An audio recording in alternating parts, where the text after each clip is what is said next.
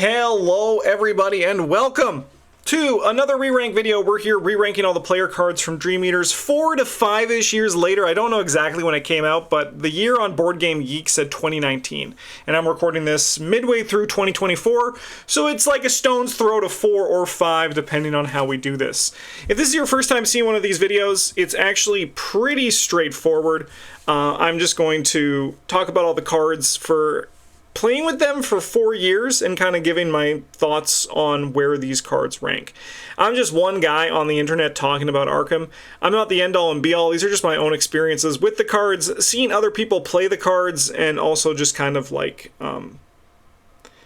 seeing where the cards like shine and where they don't. For our tiers, which we can actually just see all the way to the left here, we're going to start at the top one, which is Busted. These are cards that break the game. They break the game open in a wide variety of ways, and they do so with very little effort involved. Generally, a card that is busted is like a card that can do it all by itself. It's like it's a very powerful card that can kick ass and take names and have a great time doing it, and just basically make your scenario a win without requiring very little. We have Fantastic, which is like the step below Busted. These cards are very good, but while they are very good, they still also feel very fair, right? Like Fantastic and Busted, the difference between the lines of those cards is if the card feels fair or not. And it's kind of that last little bit, that little spice that makes the card just a little bit too strong would put it into Busted. But Fantastic is just like, for all angles you look at it, it's just a really, really strong card. Great, not as good as Fantastic, but still a card that's going to do its work a good chunk of the time. Again, these are like cards that don't require a lot of setup. We're generally going to find in the great tier as opposed to in the good or fine. And cards that require a lot of setup when we get to good and fine are cards that are good. They might become better when you have a lot of pieces together to really capitalize on it. But that is less, for me, at least in how I interpret a card's strength, that's less on the power of the individual card and more on the power of the combo that makes that card really shine. So if there's a card that is like really very strong when you get them like together in like a party, that's when we're going to see them kind of like in good as opposed to in Fantastic, because the card itself is probably just good, but the whole combo is fantastic. Fine are cards that you don't like playing, but you will play them. And then I Regret Playing This is probably the closest we have to a card that I would actually consider to be bad. So that's kind of where that one comes in. Let's make this a bit bigger so I can also read it, because it's very tiny on my screen. All right. So with all that out of the way, let's do this. The Hungering Blade. This is a 3-cost, 1 experience. Takes up your hand slot. It's an item, weapon, melee relic cursed. Limit 1 per deck. As there's no cost to put this card into play, you must search your bonded cards for 3 copies of Bloodlust and shuffle them into your deck. Oh, we're missing Summon Hound. That's what we're missing. As an action fight, you get +1 fist for this attack for each attached copy of Bloodlust. This attack deals +1 damage. This attack defeats an enemy. Place 1 resource on this card as an offering. We have Bloodlust over here. It's a weakness. Remove 2 offerings from the Hungering Blade to attach Bloodlust to it. If you cannot, take 1 horror and shuffle Bloodlust back into your deck. Sorry, one second. I was just gonna, don't mind me. I'm just typing some stuff over there. So you shuffle Bloodlust back into your deck. While you're attacking with Hungering Blade, shuffle Bloodlust into your deck to deal +1 damage for this attack. So, we can start off by saying that the Hungering Blade is probably one of the coolest cards that we have seen designed. But the question is the card actually good? And this is actually going to kind of like, I'm going to also, actually, I'll finish the Hungering Blade talk, then we'll get to this side tangent. But I've seen a lot of people play Hungering Blade. I myself have played Hungering Blade. The first time I actually saw it was Travis was playing it, I think, in a Roland Banks deck that used Mr. Rook in an effort to find the Bloodlusts out of his deck, which is a pretty clever combo. However, with all that said, I think that even within that combo, it didn't really get the job done. And I think Travis even himself would say that Hungering Blade is a cool card, but I don't think Hungering Blade is actually a good card. With all that said, I do think that it's a nice design for a melee weapon. This is the kind of stuff that melee weapons should do. Melee weapons shouldn't be stuff like Runic Axe or Cyclopean Hammer, even though they do cost 4 more experience. We're not going to like ignore that. It's one of those things that the card itself is a bit more of a dance, and I feel like melee weapons should have more of a dance to them in their design. With all that said, though, I do think that Hungering Blade is just a fine card, and it's not particularly good. Here's Summon Hound. Let me just get this Unbound Beast up over here. Okay, now, so Dream Eaters, I think that Dream Eaters is a very well-designed campaign, like for player cards, but I don't think that the player cards are actually like particularly great.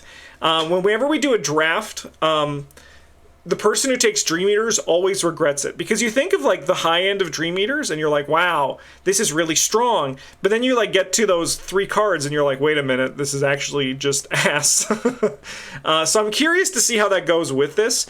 I think that it's a good cycle, but I think it's a very combo oriented cycle, so I'm gonna see how this treats with all this as we look through this.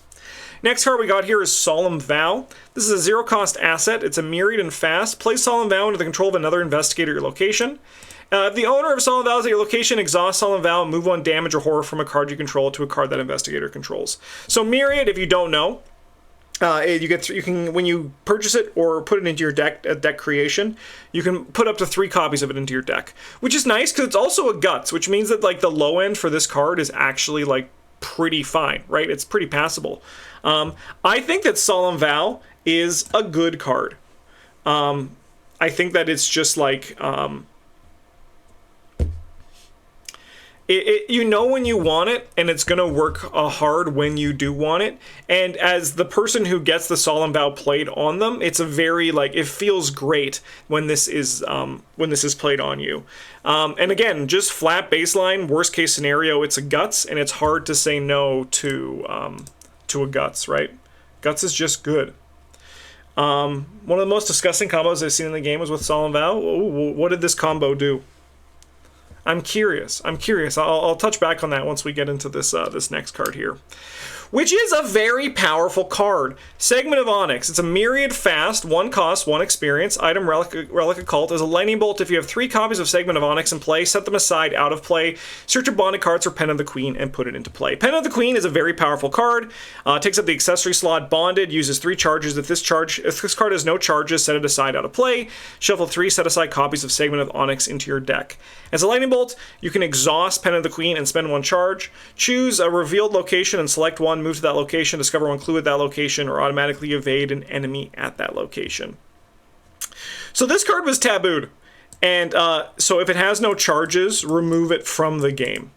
So I am going to be talking about these with the perspective of the taboo list, because I think that's just the way that I play them the majority of the time. So Segment of Onyx and also Pen of the Queen, they're kind of like spoken together. This is a disgusting sort of thing, and I'm just like in my if we're talking no taboo, I think this card is busted, because it's very easy in that way to find the cards, get your deck mostly empty out the Pendant of the Queen, which now then you just like you shuffle the 3 set aside copies of Segment of Onyx back into your deck. It's very easy to get that done and then like reloop it again. So I think that like it's without question that the untabooed version is busted. But I have to ask myself, is the tabooed version also busted? And the answer to that question is it really depends on what you want to do with it, right? If you are, for example, there's a combo that's pretty prevalent, which is the Eldritch Sophist, which allows you to move 1 charge or secret from 1 asset to another asset that you control. And the Red Clock, which what it does is it allows you to then, so the Red Clock gets charges on it, and then when the charge is put on, depending on the number of charges on the card, you get to do something. The third version, the third level of that one, the third charge is you get to take 2 actions during your turn. What you do then is you siphon, when that third charge is placed on it, you take it with Eldritch Sophist, you place it on your Pendant of the Queen, and then on your next turn you get to take 2 more actions, and you kind of just repeat that, and with your, I don't know, 13 experience in your deck, you get to take 2 extra actions each turn, which is, admittedly, very strong. But if we look outside of that, are there other use cases for things like that Pendant of the Queen and adding charges to it? That's a great question, and I actually, like, I'm not the type of gamer that really goes seeking those combos, because I'm just very much like a more low to the floor style of player when it comes to Arkham. I don't really need to, like, I don't seek out those combos, but the combos are very good, and I'm just trying to decide if Pendant of the Queen is busted in its current form. Because if we look back at some of the other cards that were busted in this in these tier lists, it was stuff like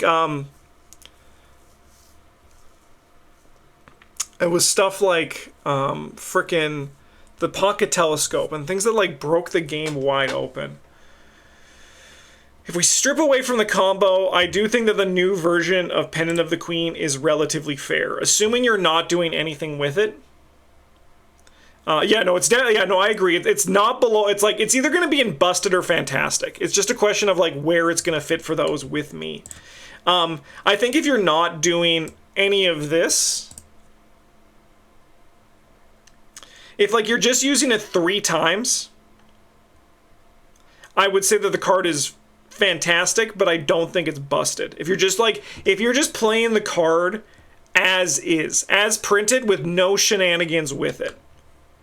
But the high end of the card is very good. But the high end of the card generally revolves around the Eldritch Sophist showing up and doing his thing. This is probably going to be the hardest card to place, just because I haven't really played it since it was untabooed. I only played it like once, like a few times just to try it. And then also when I played all the cards. My gut is still telling me busted. So that's where I'm going to put it. I just think it still is a busted card. You have to find it, but luckily you're like a seeker, so like you can just it's 1 inch away from busted, but I'm gonna round up. And I'm gonna put it in busted. I think the card is still very powerful. I do think that it's also one of those things that if you get like one other thing that cares about charges, like, or that like replenishes charges, the Eldritch Sophist is gonna go crazy. Because right now I think like one of the only people you can do that combo in is Trish, I think. So kind of nutters. I'm gonna put it in busted, but it also could be in fantastic. But I'm gonna put it in. I'm gonna round up. Like I said, I'm rounding up today. All right, let's move on. Astounding Revelation. This is an event. Commits for a book. It's a myriad in research, so you can't play it. By the way, it has lightning bolt. Sorry, it has a dash for it. Astounding Revelation cannot be played as a reaction. When you search your deck and Astounding Revelation is among the search cards, discard it. Either gain 2 resources or place 1 secret on an asset you control. Max 1 research ability per search. I think this card is good. I don't think it's great. I think it's definitely above fine. I think you're going to know in the deck when you want to play it in. You used to be able to, like...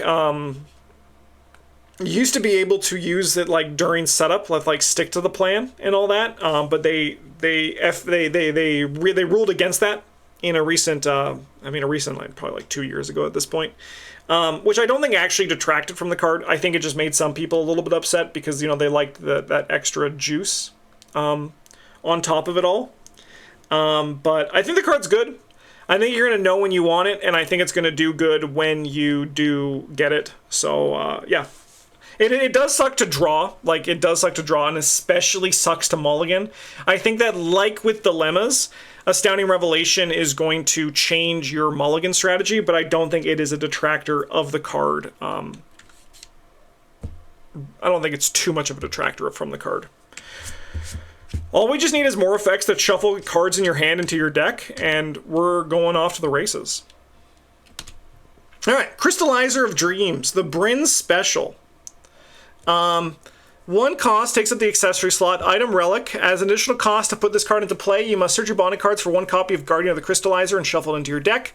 As a reaction, after you play an event, attach it to face down to a Crystallizer of Dreams instead of discarding it to a maximum of 5 attached events.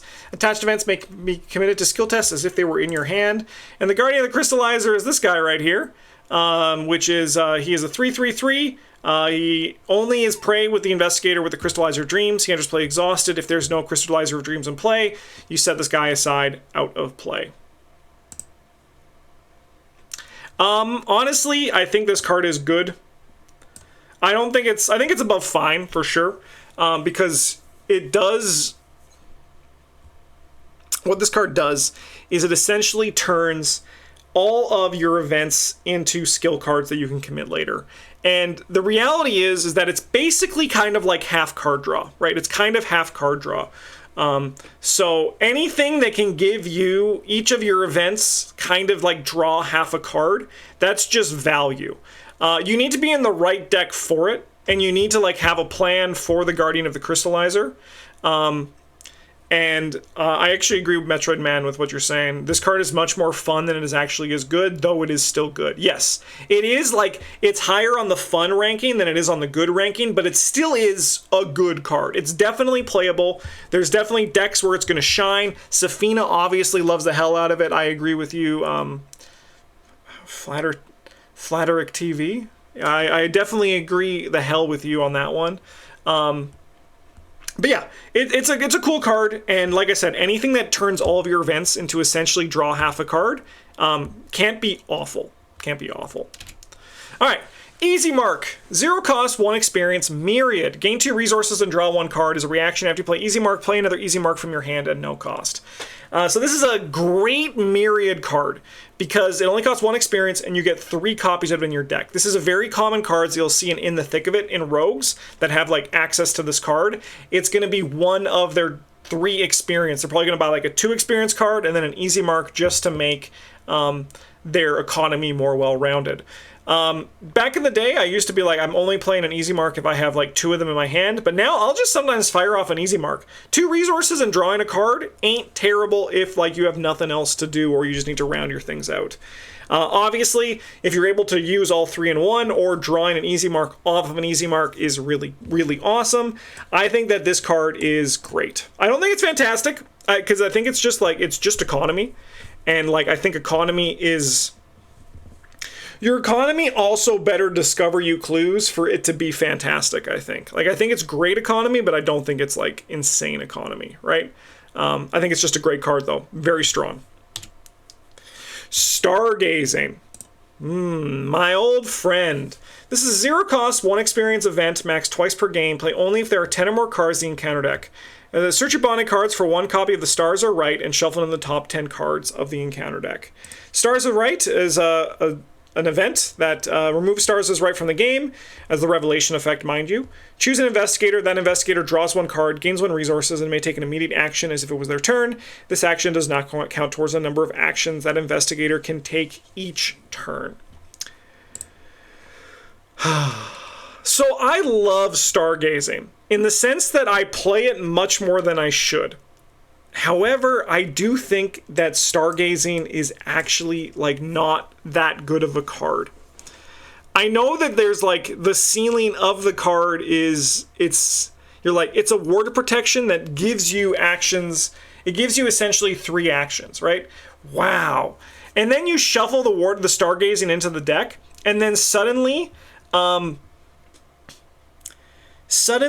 the Mythos deck shuffles the discard pile into the deck, and you're like, okay. I spent an action to maybe do nothing. Like, maybe we get some value in it down the road. But the reality is that most of the time the value you get out of it is not equal to what you had to put into it, right? Like with a level 0 ward of protection, for example, like look at it the same kind of thing, right? So with Ward of Protection level 0, it's going to stop an encounter card at the cost of 1 resource, 1 card in hand, and 1 horror, right? This, in theory, does more than that, but you also can't guarantee it. It doesn't fire off when you want to. It doesn't stop an actual, like, it stops an encounter card actually, like, but it doesn't actually stop an encounter card. I know what I said just doesn't make sense, right? Like it actually stops an encounter card because no one draws an encounter card. It replaces one. But you still can get that Rotting Remains or that like Grasping Hands, and suddenly like the person who before you, your goon who drew Stargazing is like, I don't know, I guess I'll draw a card with my extra action. It's one of those things that it kind of just, it's less reliable than you want it to be. And honestly, the thing that wins card games the most is being reliable. So that's why I'm going to be putting it down here. I don't think the card's terrible, but I don't think it's fine. I regret playing it more than I actually enjoy playing it. But I like the design. I think it's really sweet. And don't worry. I think it's playable, right? Like because you just said you put it into your Norman Withers deck. It's playable, but it's going to do a lot less than you think. And people are going to remember, as they often do whenever I talk about Stargazing, they remember the times it went hard. But it's one of those things that it's not that good. I don't know about regret playing it. It's a free surprise ward. Is it? Is it a free surprise ward? No, it's an action and one experience when you can just play Ward of Protection instead.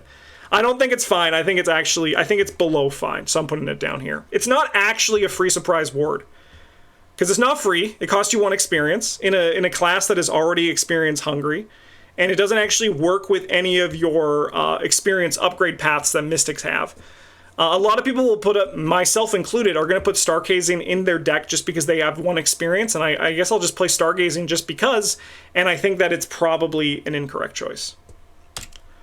Open Gate. This is a one-cost event. We have Myriad Fast, play only during your turn, attach your location, group limit 3 in play. Investigators may move between any two locations with an open gate as if the locations were connected. So if this card goes hard, it's great, but I think most of the time this card is kind of just fine.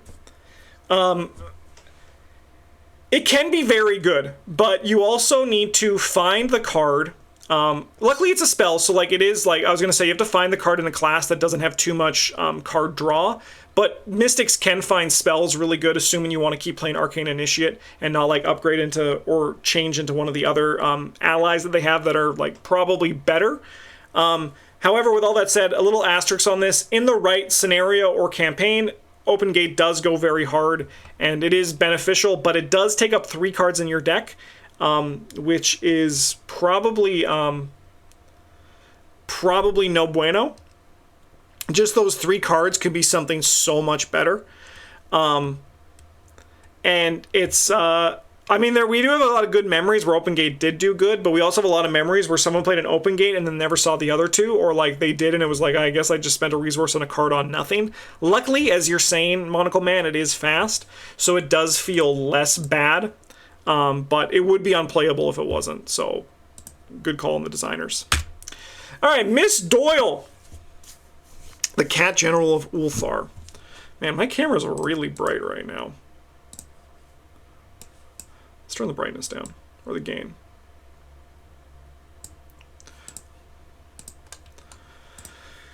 Alright.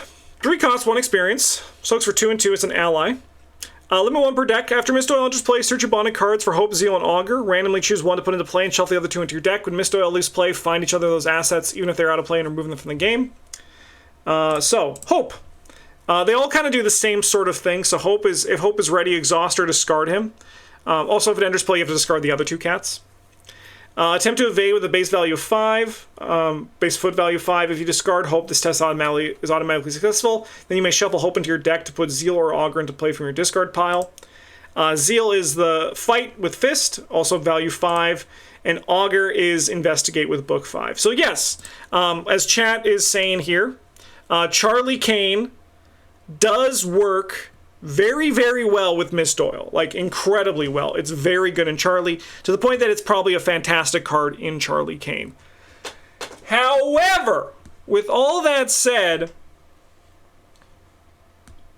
what does Miss Doyle actually do that, like, every other card in the Survivor class you could just probably just do better with, right? It is a cool card. It's a very flavorful card too. It's like she's a cat general. She has a cat army that she's able to help you with. I think she's really cool. I need to give her another shot, I think, and just go hard, because I think the true way to play her is to go, unless you're Charlie, like this is going against Charlie. Charlie plays this kind of a thing. Is you kind of just go nuts, and you have to go really efficient with these guys and just use them all the time. However, with all that said, I do think that Miss Doyle is only a fine card. I don't think she's good, but I think she's fine. In the right places and all that, she might do better. She's undeniably very cool, but I think that just the reality is that in the Survivor class, it's kind of just outclassed. However, again, asterisk with the star, fantastic in Charlie Kane. Incredible in Charlie Kane. If you're playing Charlie Kane, Miss Doyle is worth the one experience, like without question. You're probably going to want to play with her because she brings you in, so she brings in a +2, and then she brings in a +2 for book or fist, book or foot, fist or foot, right? So like it's one of those things that she's just so much value in one card, specifically for Charlie Kane. But I think outside of Charlie Kane, even in Patrice, who she was released to play with, I think overall Miss Doyle is more fine than she is good. All right. Oh my God.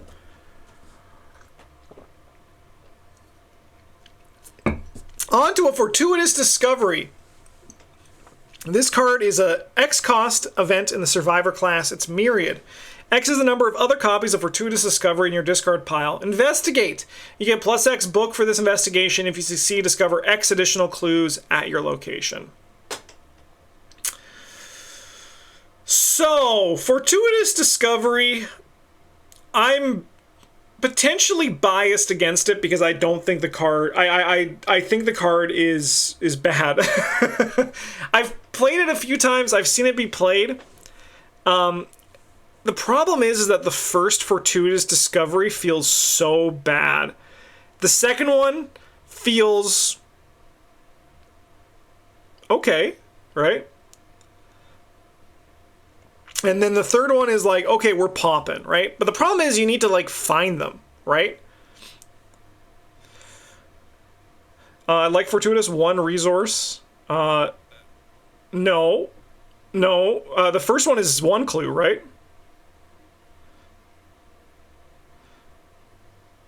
Oh, I see what you're saying. I say 1 resource for 2 clues, 2 resources for 3 clues. I see what you're saying. Okay, no, I am incorrect on reading that. I thought you were saying the first one was for 2 clues. The first one is so bad. The first one is so bad. It goes up in value if you have an investigator who can innately discard things, like if you're playing with Cornered or if you're playing with like Ash Campete or Wendy Adams. But the reality is that you are a survivor and you probably can find more efficient ways to not only spend your resources, but also like take care of like getting clues, right? Yeah, if it could be committed, it would become a lot less bad, right? But I understand they were probably like, it wasn't the design loop they wanted for it. If we get that survivor who cares about, like, if we get another survivor that cares about discarding cards, like, with a printed ability, I think it would be really interesting. But I think overall, this is a card that I've regretted playing a lot more than I've enjoyed playing.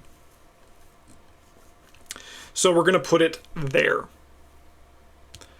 It does have high highs. I will accept that. Like, I will concede that Fortuitous Discovery does have some high highs, but you need to find it, you need to play it, and I'd rather just, like, I mean, all things considered, I'd rather just this be a copy of Old Keyring, right? Because that's the thing about Myriad cards. Unless it's something like Easy Mark, or, like, you're, like, you want to find, like, only 1 copy, so, like, the extra consistency is really good. It's really nice. Or like it has like a combo with it that's just like low value, but it's still good on its own. The problem with Fortuitous Discovery is that you need to find all 3 copies for it actually to work. Does Short Supply change the math now? I don't think so.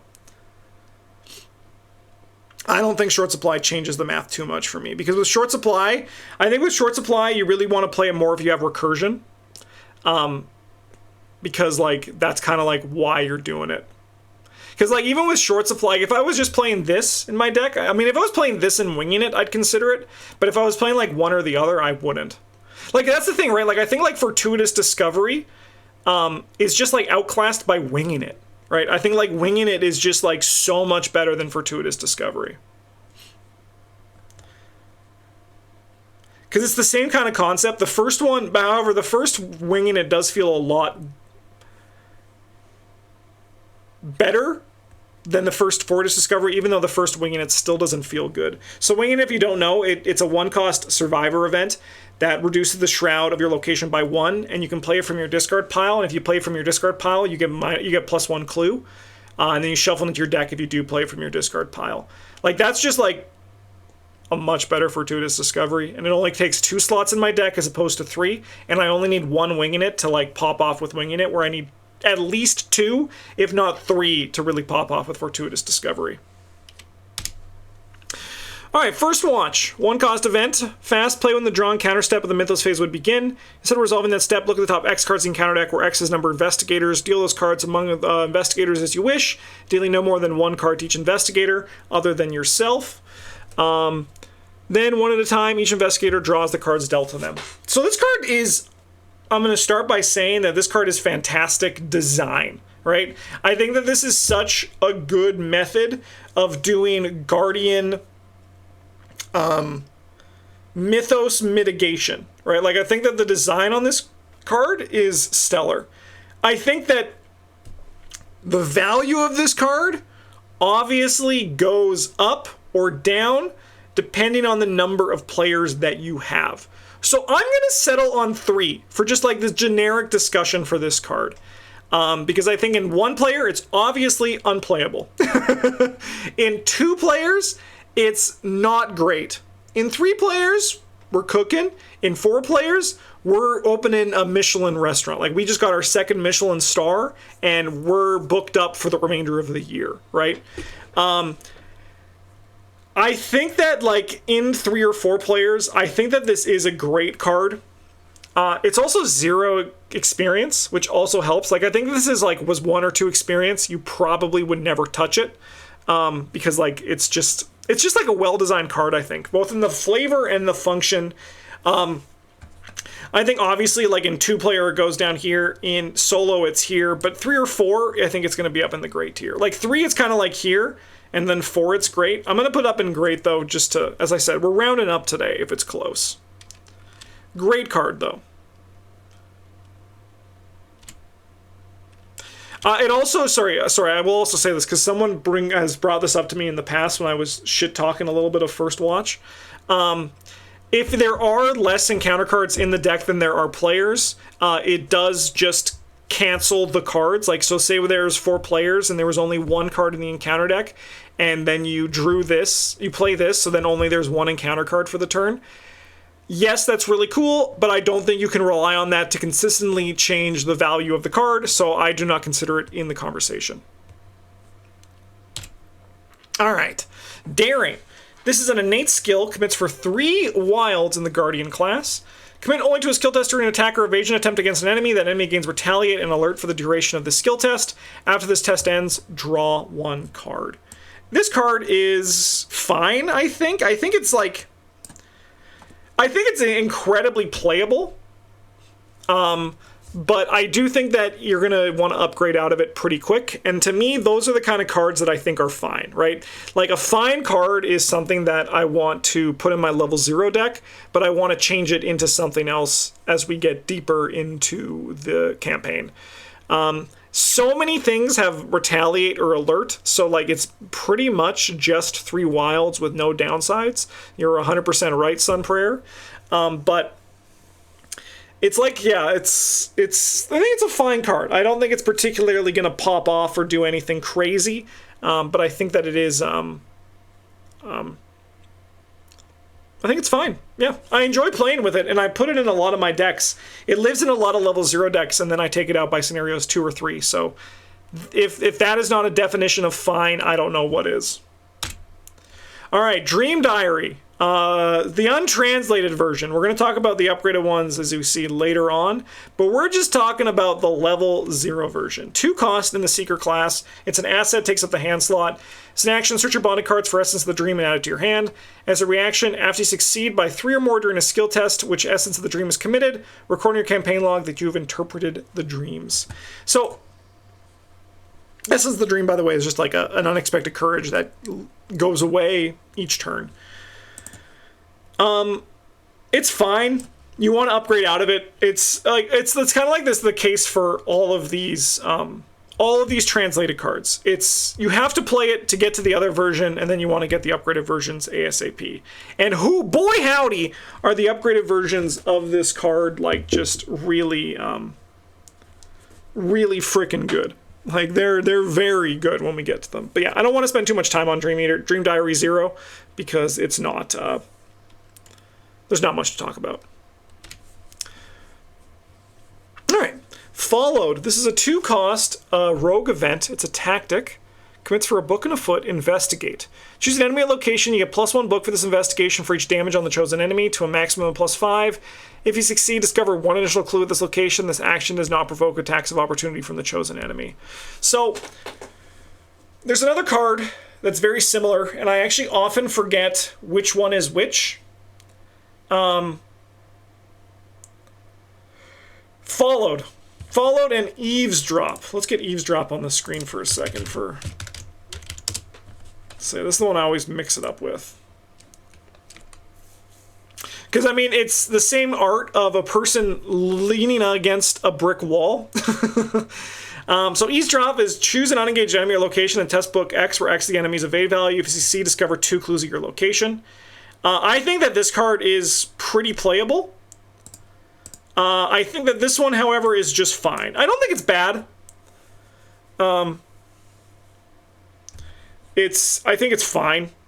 I think it's on the low end of fine for sure. But I'm going to put it here. If you have a high enough book, this can basically just be like a way to get a deduction. I'm not too hot on it though. I'm not too high on Followed. I think it's a fine level 0 card. Even then, I don't think it's going to make the cut in the majority of the decks that you're going to play it in. We got Momentum. This is a skill in the Rogue class, 1 experience. It's practice, commits for a wild. If this skill test is successful, reduce the difficulty of the next skill test you perform this phase by X, where X is the amount the skill test succeeded by, to a maximum of 3. I love this card in Winifred. I love this card in Amanda Sharp. It's wild in Amanda Sharp. I like this card in Kaimani too. I think it's really fun in Kaimani. Overall though, I think that this skill is ultimately just fine. I don't think it's good. I think it's like maybe on the high end of fine, but I don't think it's a particularly card that I'm like I'm kind of like going crazy for. Yeah, you know what, Metroid Man, I'm with you. If this, like, the 1 XP does kind of feel unnecessary. If this was 0, I think this card would be like a great level 0 card, right? And I think you would still potentially upgrade out of it. I'm curious to try it out in like a Wendy Adams Shadowlight deck. That could be really fun, right? You do like lockpicks, momentum. Next one, Shadowlight, grab a bunch of clues. That seems kind of fun for sure. But I don't think it's enough to still put it in good. I think the card is just like the definition of a card that's fine. It has investigators where it's going to go like through the moon. But I'm not basing the whole card's rating on just like how fun it is to play an Amanda Sharp. Because if we've talked about every practice skill would go up a tier or 2 if we were talking about Amanda Sharp. I think it's nice with lockpicks, but the problem is like most of the time you're just kitted out efficiently enough that the momentum is going to just be like a wasted card in your deck, right? It would be better if it was just something else. And that's kind of like the problem and like where the fine comes in. Unless you're like taking advantage of it in the sense that you're like Amanda or like Kaimani or Winifred, I wouldn't really move. It doesn't really move too many needles. Scroll of Prophecies. This is a 3-cost asset, takes up the hand slot, item tome, uses 4 secrets. It's in the Mystic class. Spend a secret, choose an investigate location. That investigator draws 3 cards and discards 1 card from their hand. So, this one's a little bit fucky for sure, because this is a card that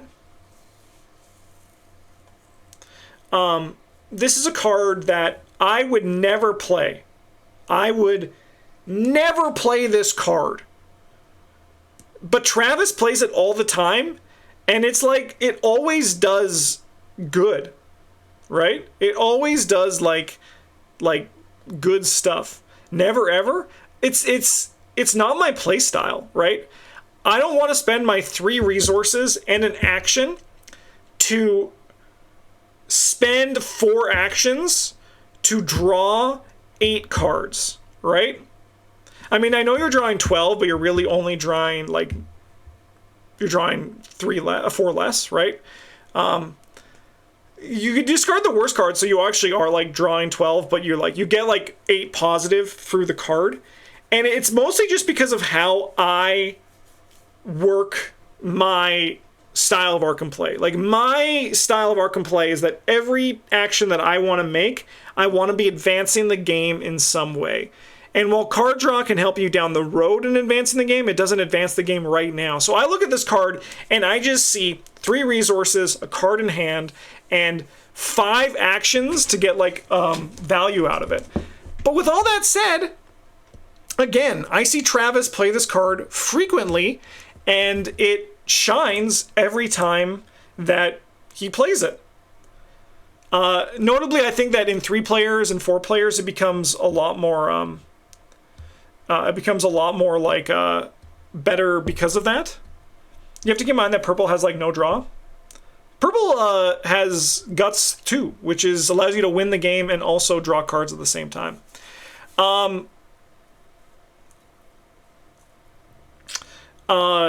With all that said, going to me saying that I don't like this card, it comes entirely from a style of play thing. Because for me, like Monocle Man, I'm so much more tempo oriented.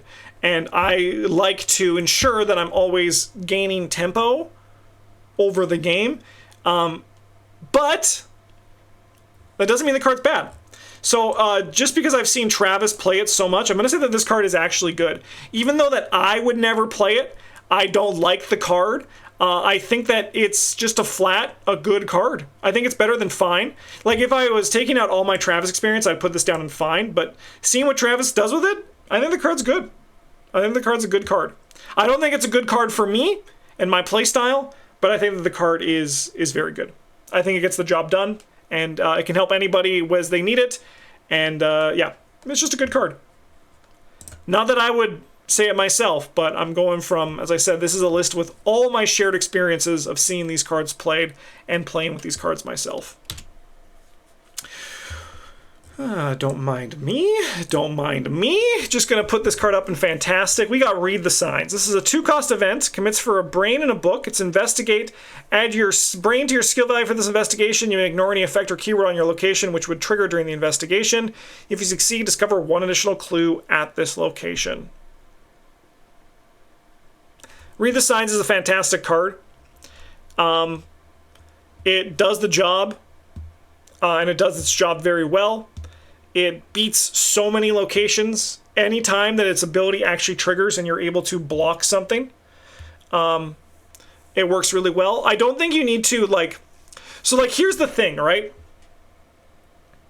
Read the Signs doesn't need to live in clue-getting mystics as much as it does in flex or fighter mystics, right?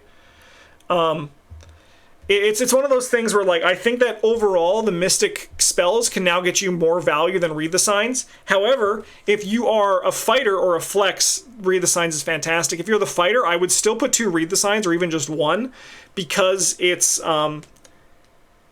getting any number of clues you can to help goes the distance. So it's really good for that. Card's just it's very powerful. It's a very powerful card. Jessica Hyde. So she is a 3-cost, 1 experience survivor asset. Takes up the ally slot. She gets soaks for 3 and 1, and you get +1 fist. She enters play with 2 damage on her. After your turn ends, heal 1 damage from Jessica Hyde.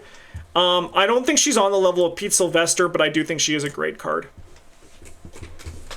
I think she's great. She gives you +1 fist for any combat survivor. That goes really well. A lot of people build the whole Jessica Hyde and Pete Sylvester never die machine, and I think that machine's actually worse than it is better. I think it's worse than a lot of people probably think it actually is, right?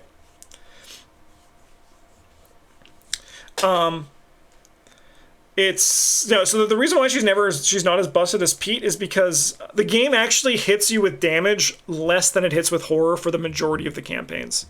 And unless you have some synergy, as the Solemn Vow combo that Beard was talking about earlier, which is Vincent, Jessica Hyde, Solemn Vow, and Mark Harrigan. It's a very good combo to go with it. Jessica Hyde just generally isn't as spicy.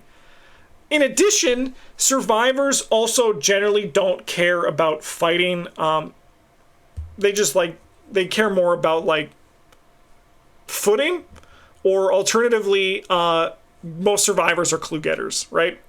And also most survivors are flexes, and they make up for that. Rather than using Jessica Hyde, they instead just use Pete Sylvester or Pete Sylvester to get the job done, right? I think she's still a great card, but she is definitely outclassed by Peter Sylvester. But honestly, most survivor allies are. But she's a great card. She's very good. Tetso Omori. This is a 3-cost Guardian asset. It's an ally. Takes up the ally slot because it's an ally. Tetso Omori may be assigned damage and a horror dealt to other investigators your location, and he's a 2/2. When he is defeated, choose an investigate location. That investigator searches either their discard pile or the top 9 cards of their deck for an item asset and adds it to their hand.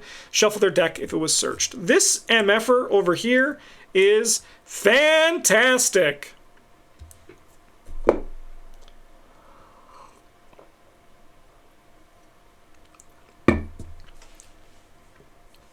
This dude does a lot. And he's kind of like an event in the sense that you play him, he soaks some damage, and then he's gone.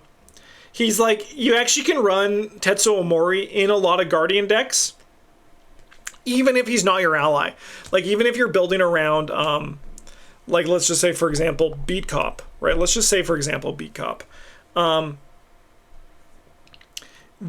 He's able to, you'll still run him sometimes just to get the job done. He's very good at finding what he does. He soaks really well.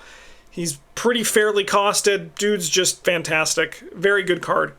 The one that we all agree that we wish we included him in the Staples video because he is pretty much a staple. Fool Me Once. This is a 1-cost, 1 experience event. Fast. Play when you discard a treachery after resolving any of its effects. Put Fool Me Once into play in your play area and attach that treachery to it. When investigator draws a copy of the attached treachery card, discard Fool Me Once. Cancel that card's revelation effect. This is a Guardian card, by the way. A 1-cost, 1 experience. Fool Me Once. Fool Me Once.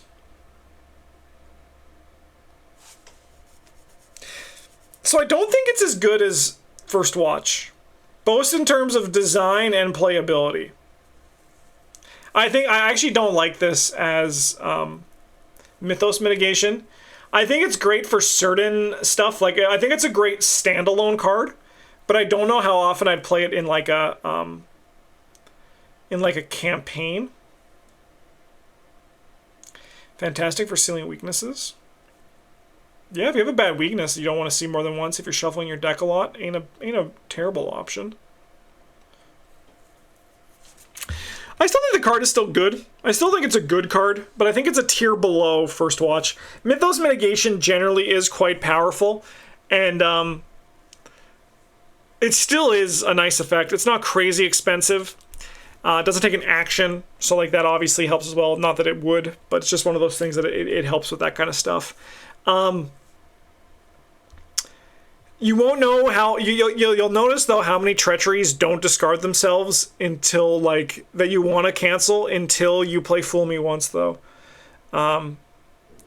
It's kind of fucky. I do remember that. I was playing Fool Me Once in a campaign, and the number of times that I was just like, yeah, I want to get rid of this one, but it discards in play later, and like I have to do something to discard it, but there's so many other things I need to do.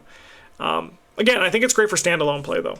I think it's a really nice thing to just bring to a standalone scenario. Self-sacrifice. Commit only to a skill test. This is a Guardian skill, by the way. Commit only to a skill test of any type being performed by another investigator location. If this test fails, you must resolve all effects from the failed test instead of the performing investigator. Then either you draw 2 cards or the performing investigator draws 2 cards.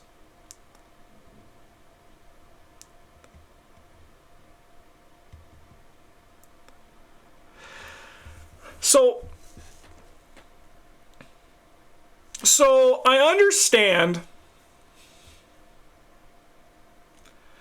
understand why this doesn't give you 2 resources in addition to the cards, because it would kind of just outclass Take Heart, right?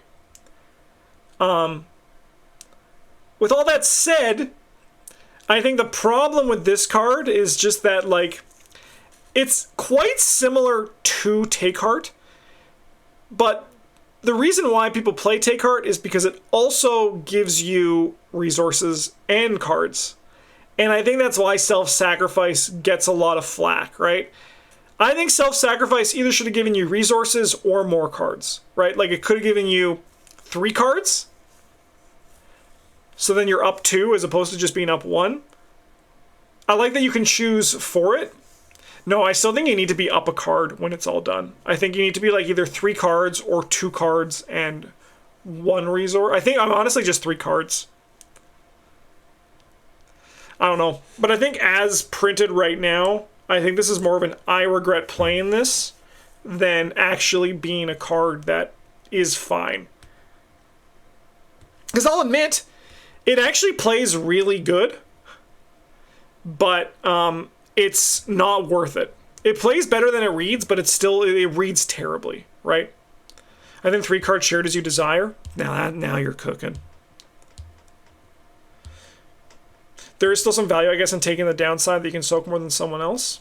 Yeah, no, I agree. I agree with it all in theory. Like, I think, like, in design theory, I think this card designs fine.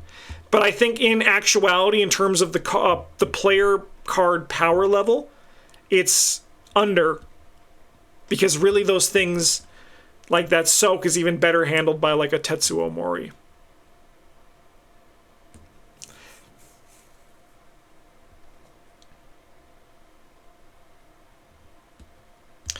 If you think about failing to draw, it could be okay. I think that's fair too. I think it's just like if there's just one little switch on this was flicked in a different direction, I think this card would have a much different story in the Arkham player card library. Otherworld Codex. This is the 3 cost, 2 experience, Seeker asset, takes up the hand slot. It's an item and a tome. Uses 3 secrets as an action. Exhaust Otherworld Codex and spend 1 secret. Search the top 9 cards of the encounter deck and choose a non-elite card among them. Discard a copy of the chosen card from play. Shuffle all of the search cards back into the encounter deck. I have some high highs with this card. I'll tell you that much right now. I've played it in Daisy and I've played it in Mandy, and it went hard each time. However, I think this card is not that great. I think it's overall just fine. I think like it can be good in specifically Daisy and Mandy in like a support build for either of them. But stripping that away, I think that I'm going to be bringing this card down a little bit. The reality is that you can tech for like campaigns really well with this card, but just like your experience, your hand slots, your card plays, everything can just get outclassed by Otherworld Codex to solve those same problems. So it becomes one of those things that, why would I play this card when I can just play some of the other stuff that's better, apart from the fact that you want to be fun, or you're playing, again, Daisy or Mandy, where they have some synergy with it that makes the card better for them generally. Dream Enhancing Serum. This is a 3-cost asset from the Seeker class, takes up the spell slot or an arcane slot if you're a stickler.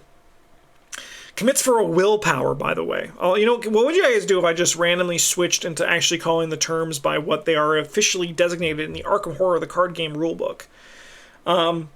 Item in Science, only the first copy of each card in your hand counts towards your maximum hand size. As a reaction, after you draw a copy of a card that is already in your hand, reveal both copies and exhaust Dream Enhancing Serum to draw one card. I think this card is good. I think it's a good card. It's great in big hand decks. Like, it's very, very good for those. But just generally, if you're doing a lot of card draw, like I've seen people say that they've versatiled this into both Winifred and Silas. And I think that those are actually pretty sick options to put those into those decks because you just get so much value and you draw so much cards. And alternatively, you also just like keep cards back a lot, like especially in Silas's case. I think that Dream Enhancing Serum does a lot of lifting for a level 0 card, and you're pretty comfortable with just one of them in play. It does cost a lot of resources, but I think it's pretty fair for its cost. And yeah, it takes up a slot that you generally don't care about too much as a Seeker, so I think overall, the card is actually just pretty good. We love us some Dream Enhancing Serum. Let God sort them out. This is a 0-cost rogue event, tactic and fated. Play only during your turn, only during one of your turns in which you defeat an enemy with the totals of 6 or more health. Add Let God sort them out to the victory display and immediately end your turn. When earning experience during the resolution of the scenario, you earn 1 additional experience. So, I will say that this card is going to go, we're not going to beat around the bush. We are going to put this card down here in the I regret playing this category. Bringing this in, okay, I'm telling you right now, if you are playing a rogue in Dunwich, put this in your level 0 deck. This is not a drill.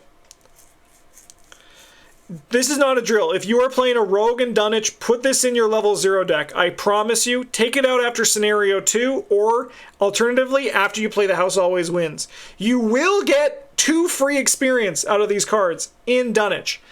Beyond that, card is bad. 6A health is a lot.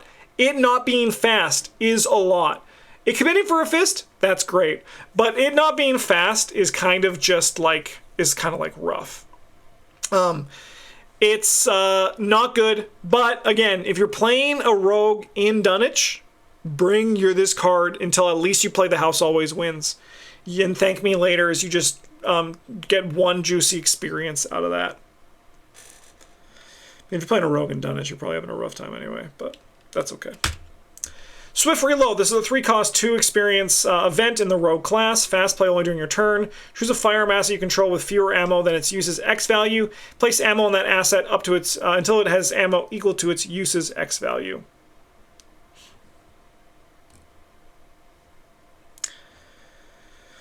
Yeah, Let God Somewhere, that is only for the Rogue. Where am I putting this card? Where am I putting Swift Reload?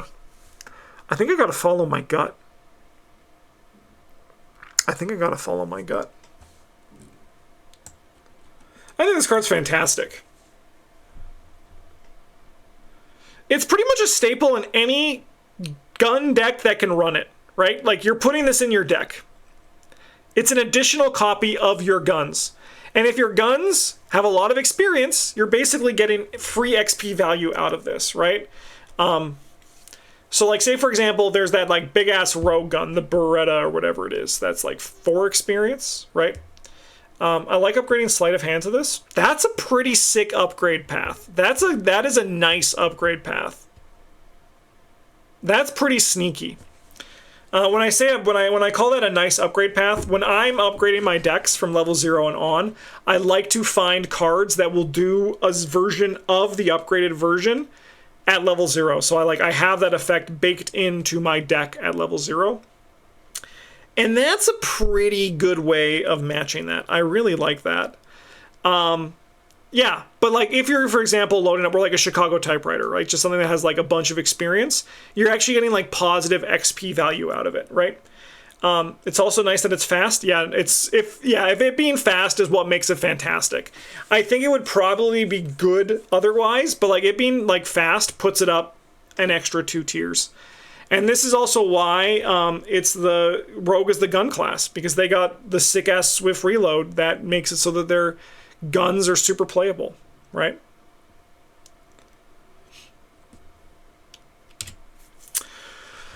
Oi, Gregory Gry, the Muckraker. 3 cost, rogue asset, takes up the ally slot. Soaks for 1 and 2 and he has 9 resources. When you initiate a skill test, spend up to 3 resources from Gregory Gry. If this test succeeds by at least that amount, gain that many resources. So, it's funny that I don't play this card that often, because it is very much my kind of resource generation, right? Because it's active resource generation, and that's pretty sick. I think this card is good, though. I think it's better than I give it credit for, and I think that I need to probably play him more because I think he is very much me. I think I gotta give this guy some more shots. My problem is I'm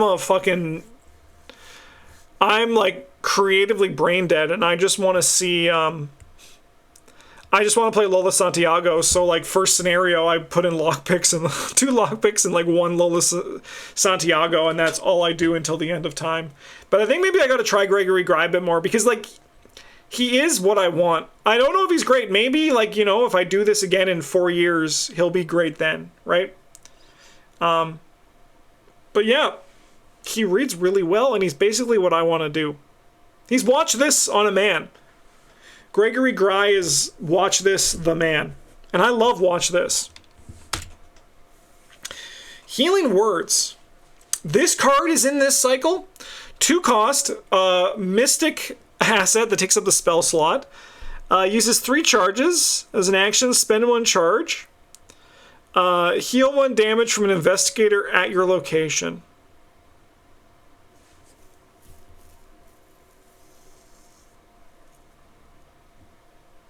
This card fucking sucks. I'm going to put this into the I regret playing this card.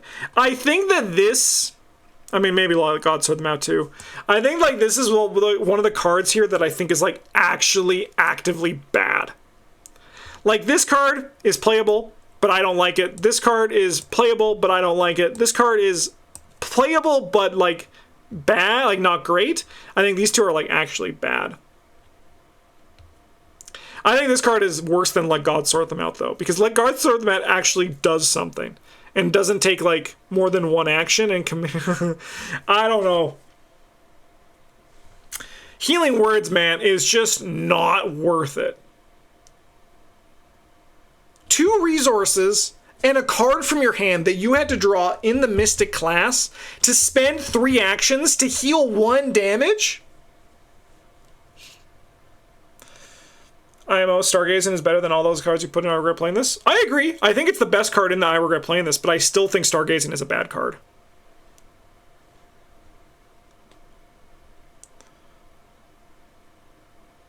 So level 3 of this plus... Oh yeah, I think the level 3 is more playable for sure, and then you also have the... With True Magic, these things go up in value, but... Healing Words, it's bad. It's bad. Ethereal Form.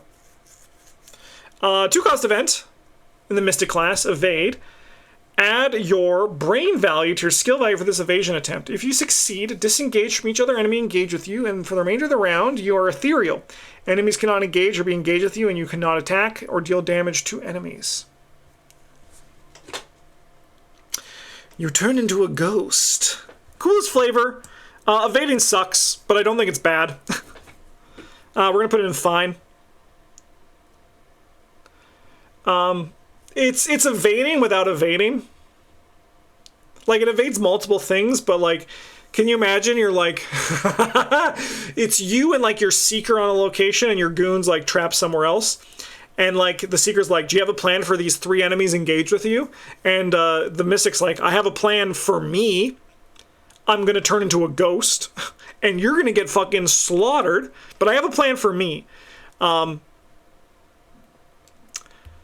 think, like, the effect can have high highs, right? Like, in certain campaigns as well. It can do a lot of good... It can do some good stuff. Raven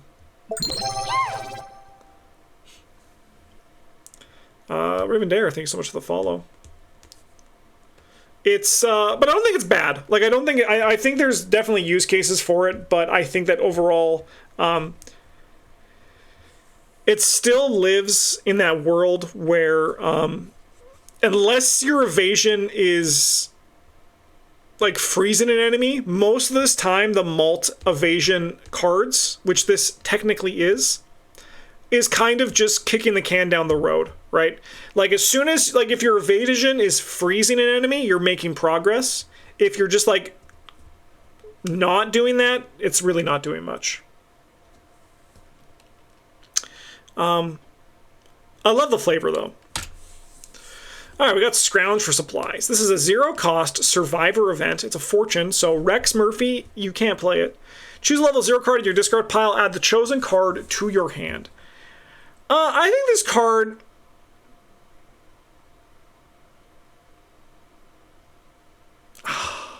I was so much higher on this card before, but I think it's actually a lot worse now.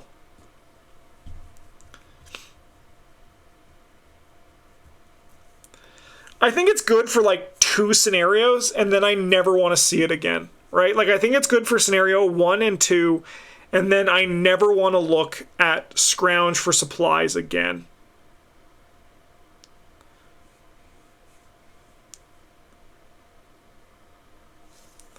And even then, Resourceful exists. And that kind of just does what Scrounge for supplies does while actively winning you the game.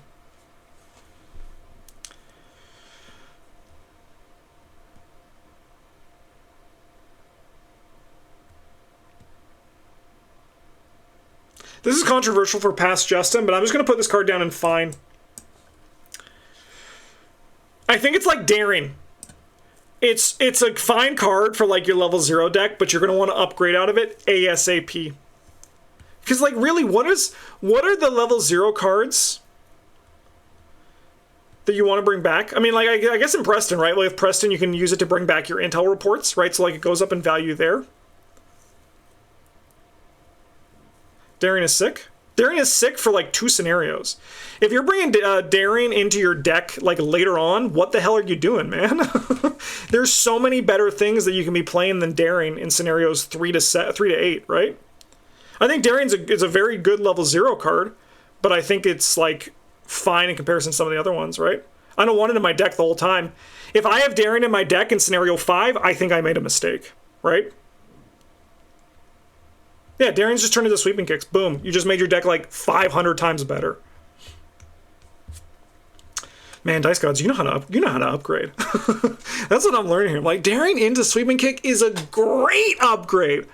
Holy shit. Wow. That's incredible. But like, what are the level 0 cards? Unless, I mean, like, I do agree. Like in Preston, the intel reports is a nice thing to grab. But like, what am I grabbing as survivors anymore at level 0? Because so many of the things you just like don't care about too much. I think this card actually got worse as the card pool got bigger, which is crazy. I think this card was more playable when it first came out, but I think as the card pool got bigger, Scrounge for supplies actually got worse. You can do some new things with like the pelt shipment, which I think is kind of fun, but I will say, looking at these cards here, this definitely feels like why I'm always why anyone who gets Dream Eaters in our draft cycle is like, oh no, like there's nothing here. Because there's good stuff, but it's usually like very synergistic or like archetype dependent, or like it's kind of just fine but doesn't really go the distance.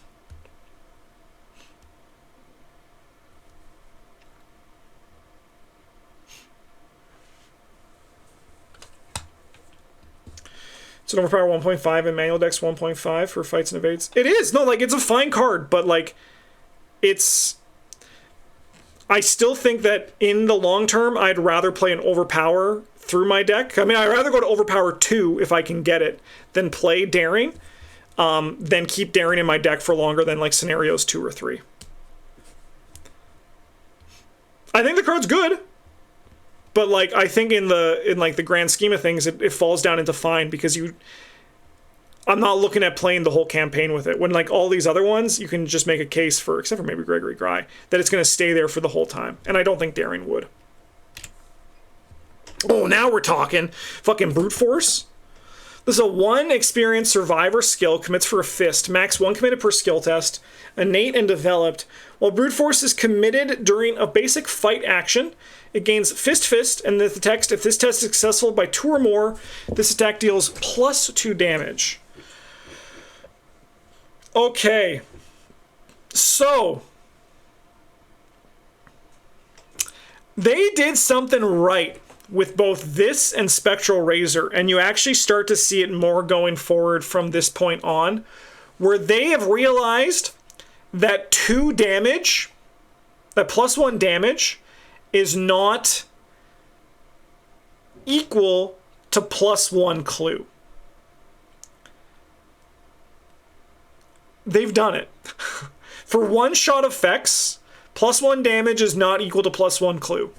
I think we can all agree with that. I think for like continuous effects, like weapons and all that, it's totally fine. +1 clue is equal to +1 damage. But for one-shot effects, it's not. And they also started to realize this also with evade effects too. Evading an additional enemy is not worth a one-shot effect. Generally, you kind of want more like the freeze effects, which we can see coming in more as well. Brute Force is the card that you will resourceful back more than any other card in your deck if you have Brute Force in your deck, because it's just so fucking good and it costs 1 experience. I'm putting Brute Force up into Fantastic. I think it's probably one of the best skills in the game. It's just like so efficient at dealing out damage, and it's so good that it's not crazy to run it as a one-of if you are a seeker or like a clue getter that has this in their pool, right? Like Min will play this as a one-of and hang around with their fighter and just tell the fighter to punch somebody. Like, it's that good that it actually like falls into a clue getter's kit, and it's not crazy, right? Because there's going to be someone that punches, and that punch is going to be really, really, really strong. Fantastic card. You know what? I'm going to move Read the Signs down to Great.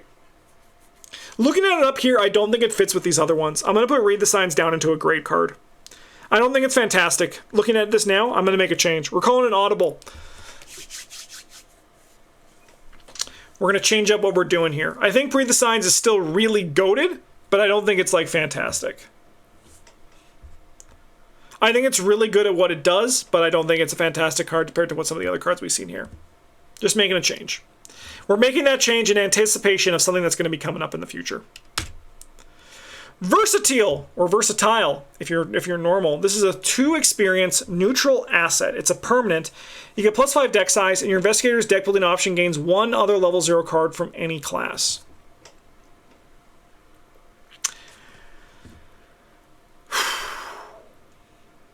This might be controversial. I think if you asked me 4 years ago, I would say Versatile was unplayable.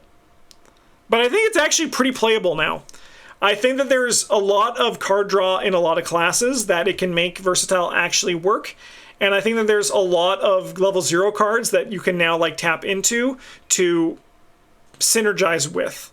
I'm not going to put it in good. I'm going to put it in fine because it's very dependent. But in the past, it would have been into the I regret. But I'm going to be putting it into fine here because I think the card is actually fine. There's good reasons to play it, and in certain investigators, like going back to Dream Enhancing Serum, like a Silas or a Winifred getting Dream Enhancing Serum seems pretty great, right? So I'm going to put it there. I mean, also now a lot of people Versatile into Down the Rabbit Hole. You can do that, and it's fucked. And it's usually also actually probably worth it. Yep. I like it. I like it. There's a reason to play it, which is so much better, because I think that before it was kind of a little bit memey, but now I think there is a lot of juice that's cooking with it.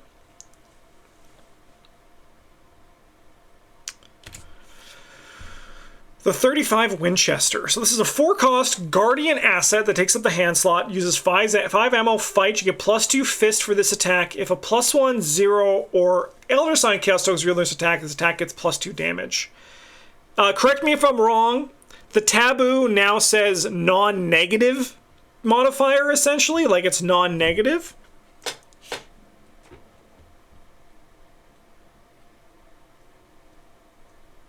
That's the taboo for it now, right? So then it still works with, like, blessed tokens and all that. And Jim's Skulls. Okay. So just a non-negative modifier. Obviously, none with a gun works really good with this. If you're playing with blessed tokens. If you're playing with blessed tokens and you can have some pull, you can do this. I think it's a good, like, level 0 version of eventually going into Blessed Blade, if you want to be doing that. I think the card before the taboo was an I regret playing this, but I think overall, I'm going to put it in fine. I think it has people where it shines, but it still is just a little bit too unreliable, especially for a weapon that uses ammo. But I think there is a use case now with the taboo list where it's like better.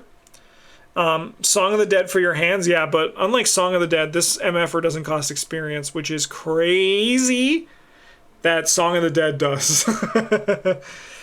It's just a little bit fucky for sure. All right, 3 rows left. We're killing it. Safeguard, level 2. 2 cost, 2 experience. In the Guardian class, it's a talent. As a reaction, during another investigator's turn, exhaust Safeguard. For the remainder of that investigator's turn, as they move from your location to a connecting location, you may move to that location as well. I think this card's great. I think it's a great card. There's really not too much to say, right? It saves you a bunch of actions, which is good. Protects people, which is good. But at the same times, I never feel like my deck revolves around it, which is what's keeping it away from Fantastic for me. It's kind of just like value on top of playing the game, which is good. But like, I think most of the time,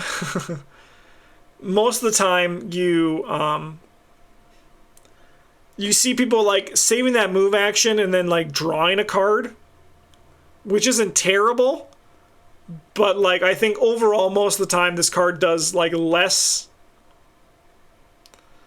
than you dream of it doing. But like when it does do what you dream of it doing, it's very good.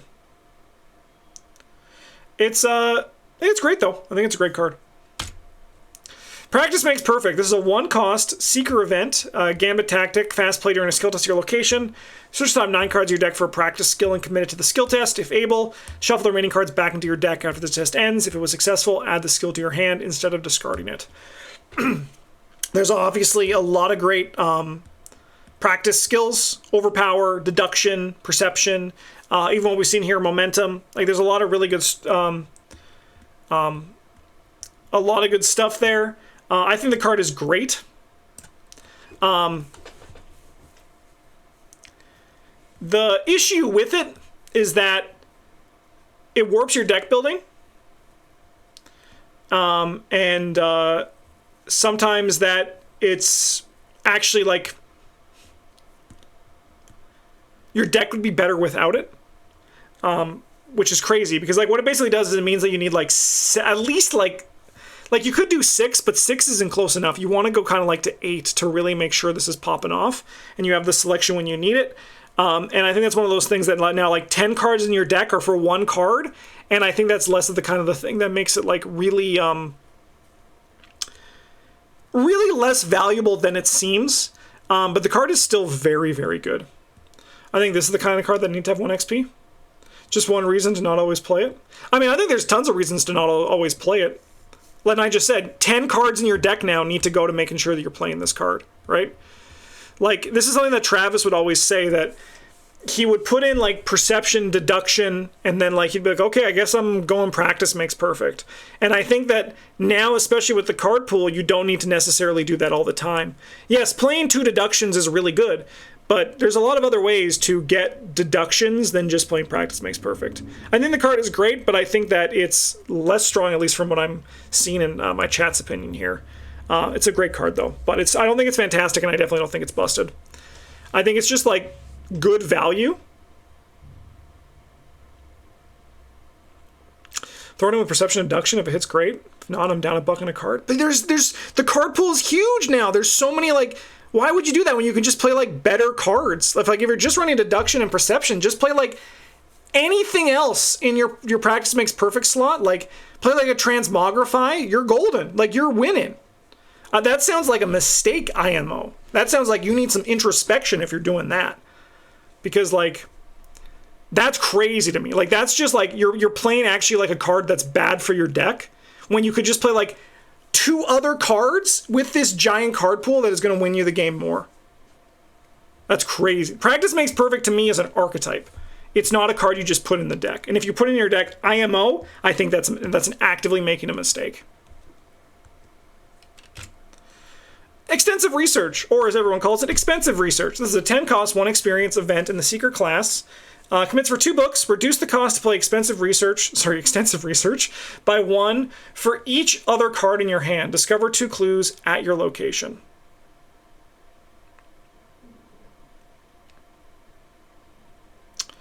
Yeah, I think this card's good. I don't think it's great. I think it's good. In the right deck, it goes to the moon, but I think generally the card is just kind of like good. Yeah, you can do a lot of work to get this being a 1 action, discover 2 clues, right? How much was level 0? Level 0 is 12 cost. So you're basically, the 1 experience means you need 2 less cards in your hand. Which, yeah, I mean, ultimately is not too crazy worth it, but, it's cheap, so like you're gonna upgrade into this eventually, right? Like 1 experience, you're like, yeah, I'll just do this, right? I don't think there's a reason not to. I think that it's I think if you're not producing a lot of resources, it's a higher you want to upgrade into it sooner. But yeah, in big hand, obviously this goes nuts. You can play this also in not big hand decks and like still get some value out of it. But I think it's a good card. I think it's good. 3 aces. So, this is a 1-cost rogue skill. It's a fortune in practice. Commits for a wild myriad. If you commit 3 copies of 3 aces to a skill test, that test automatically succeeds. Then draw 3 cards and gain 3 resources, max once per test. This has been tabooed to remove itself from the game. Because Seekers suck. Because Seekers, as Bryn say, ruin all of Rogue's fun.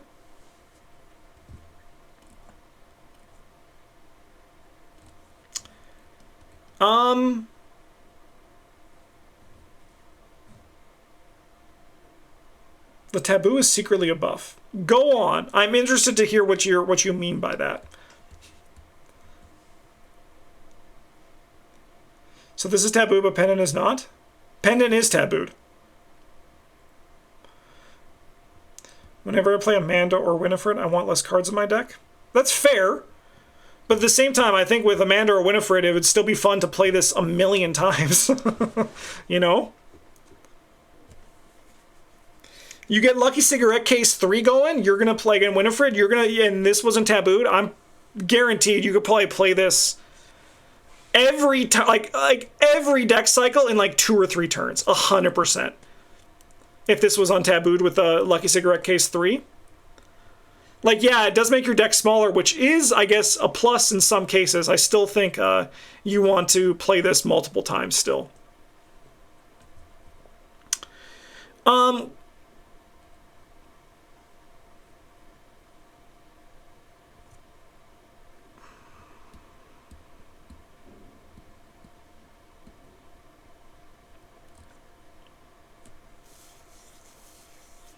Without practice makes perfect or aggressive card draw. It feels weird to have this sit in your hand. You're looking at it wrong. Don't do card draw or practice makes perfect. Do card selection. Just play the strongest card in the game, Lucky Cigarette Case 3, and you're gonna win. honestly, that's my advice to like anyone. If you want to win the game, just find a way to get Lucky Cigarette Case 3 into your play area, and you're going to win the game. That card is insanely busted, and card selection beats card draw. So do that. That's the way to play 3 aces. However, all this with the Taboo, I think 3 aces is just a good card. With the Taboo, I think really, really hurts the card. It's just not worth it. The combo potential is gone, which is unfortunate. The dream of doing it multiple times. So I'm just going to put it in good. I think without the Taboo, I'd put it up into great. But I think I'm going to put it into good here. Burglary. This is a 1-cost 2 experience asset. It's a talent and illicit. As an action, exhaust, burglary, investigate. If you succeed instead of discovering clues, gain 2 resources, plus 1 additional resource for each point you succeed by, to a maximum of 3 resources. I know there's the comment people say where it can be worse than the level 0 version, but like at the same time, it's not. It is better than the level 0 version. Because, like, you're a rogue and you're going to be succeeding by a bunch. It can be worse, but most of the time it's not going to be. However, with all that said, I still think the card is just fine.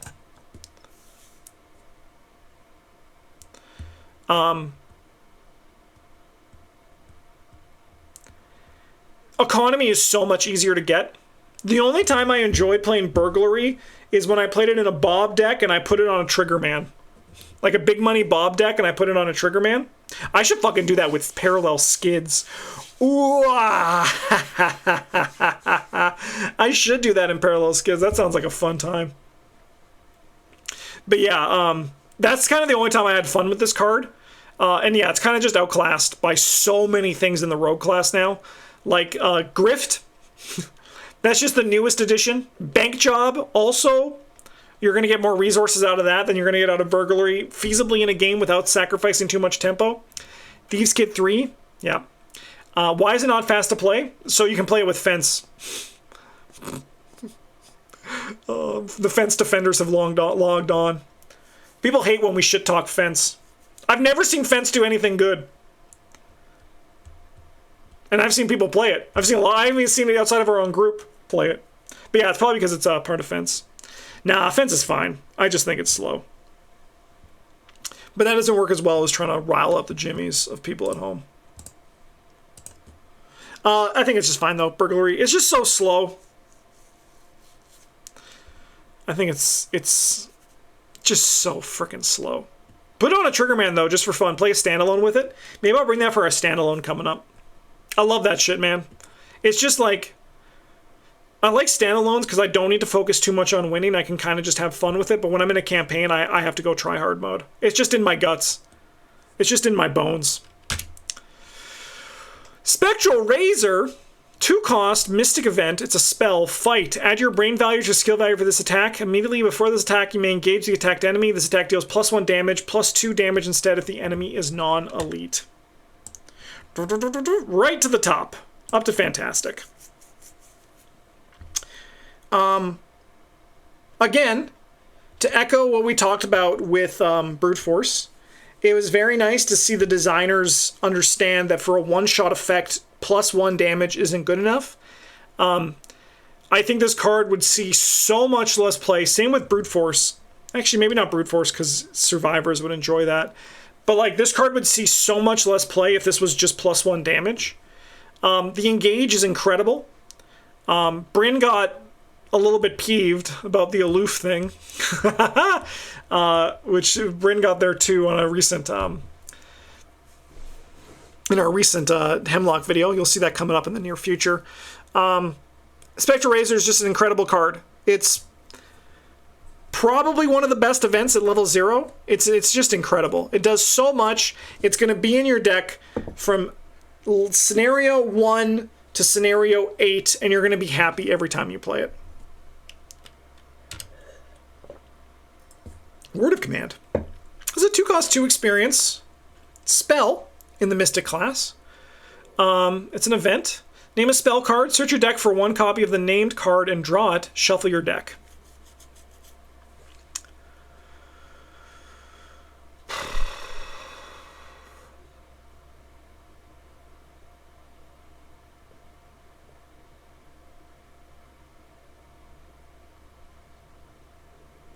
So I've put this card in my decks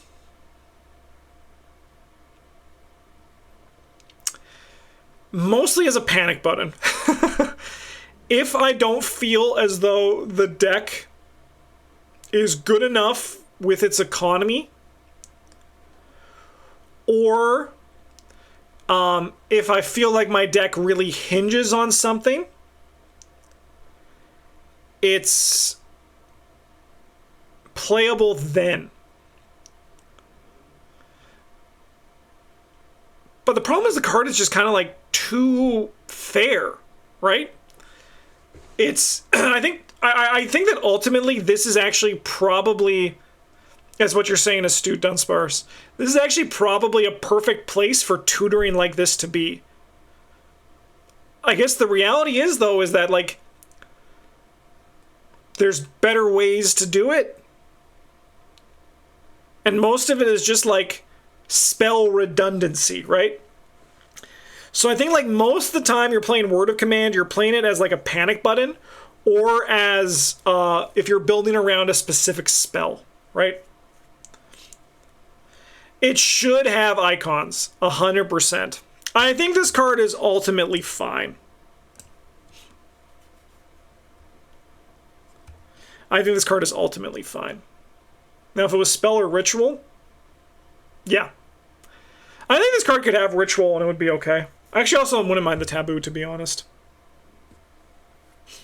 To have it be ritual. I think that could be fun. I put it in regrets.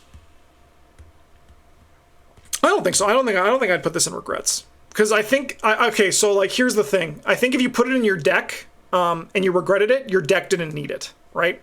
So I think that's less on the card and more, this is a cheap shot, sorry, the deck building. Because I think that there's use cases for Word of Command, which is why it's in the fine. Because there's, if you're finding a 1 of spell that is part of your kit, if you're not playing, or like a 2, you have 2 in your deck and you want to just get like a 3rd copy in there and you don't mind paying the tax, right? If you are playing spell redundancy, you don't want Word of Command. But there are use of cases for Word of Command that tutoring will work for it. And ultimately, if you are set up and it's dead in your hand, again, I think that falls on you as a deck builder, because there's a spell that we just talked about that worst case scenario, if there was downtime, I wouldn't mind finding, and it rhymes with Spectral Razor, you know? Like, so like even like worst case scenario, you can just grab another spell, or a Deny Existence, or a Ward of Protection, right? So it's one of those things that I think that it's very easy to put this card into the wrong deck, but I don't think that the card is unplayable, because there are use cases for why you would want to play Word of Command. Word of Command, not Word of Command. All right, Moonstone. 3-cost Survivor, takes up the accessory slot. Can't even grab razors back from the discard with this? What are you talking about? Wait, you're making me go back to Word of Command some more? Because I don't get it. What do you mean you can't grab? Of course you can't. You can't grab anything from the fucking discard with it. But there's still going to be spells in your deck. And if there's no spells in your deck, draw some cards, shuffle your deck, and then play it. Like, again, I feel like, once again, it's a skill issue here that I'm hearing, not actually like a condemnation of the card itself. Why would I choose Spectral Razor if it's in my discard pile? Why, like, again, like, why would I play it if, like, you're, like, I can't. I'm going to go on to Moonstone here. 3-cost Acid and Survivor class, item relic, Dreamlands, takes up the accessory slot. You get +1 brain and +1 foot. You can outplay or commit Moonstone from your hand.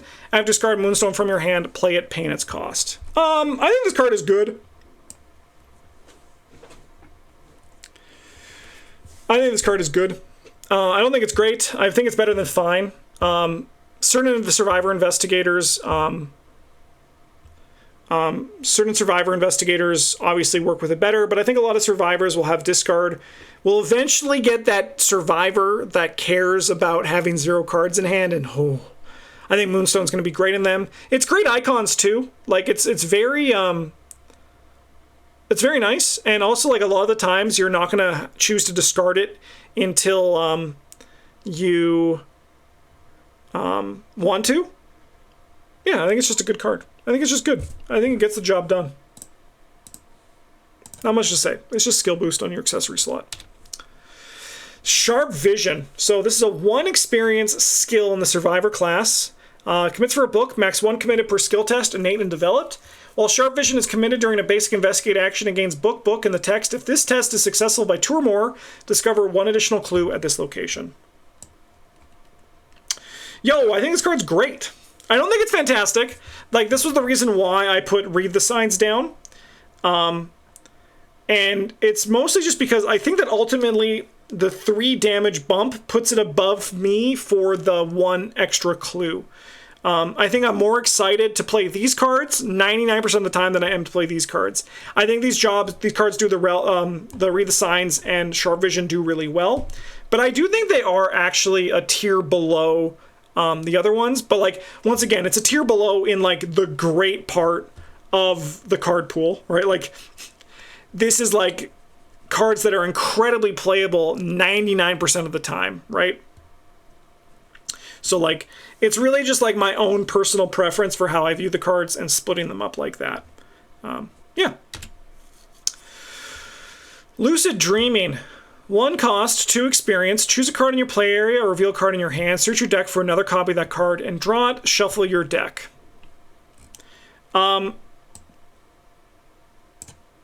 Honestly, again, this is pretty fair tutoring.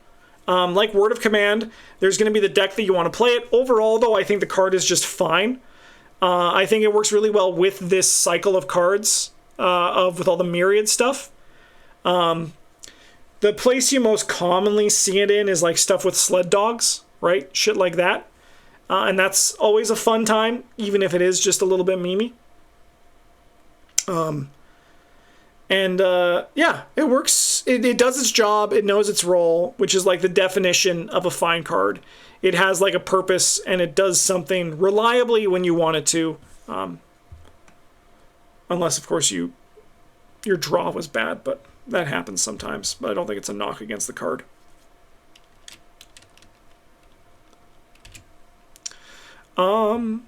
Heroic Rescue. This is a 0 cost, 2 experience event in the Guardian class. Fast. Play when a non-elite enemy would attack another investigated location or connecting location. Move to that location if you're not already there. Engage that enemy, resolve its attack against you instead, then deal it 1 damage. This is a neat card. But, like, when would I want to play it too much? Like, I played a Nat Show. It's fun in Nat Show. There's use cases for it in Kelvin. Hank Sampson can run it too, because Hank Sampson's deck building is Frankenstein. Just like Hank Sampson himself. Probably Zoe. Yeah, probably Zoe. I saw someone play this. Yeah, I saw someone play this in Parallel Zoe, and that was kind of sick.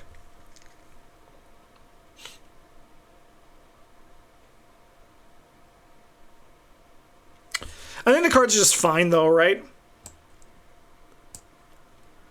There's use cases for it, but I think overall the card is just actually just kind of fine. I don't think it's like I don't think it's bad, but I don't think I would say it is good.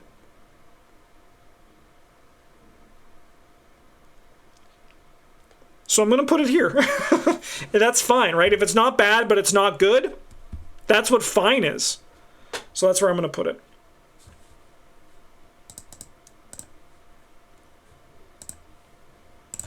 All right. Leadership level 2. This is practice skill. Commits for a wild. While leadership is committed to a skill test being performed by another investigator, leadership gains brain wild.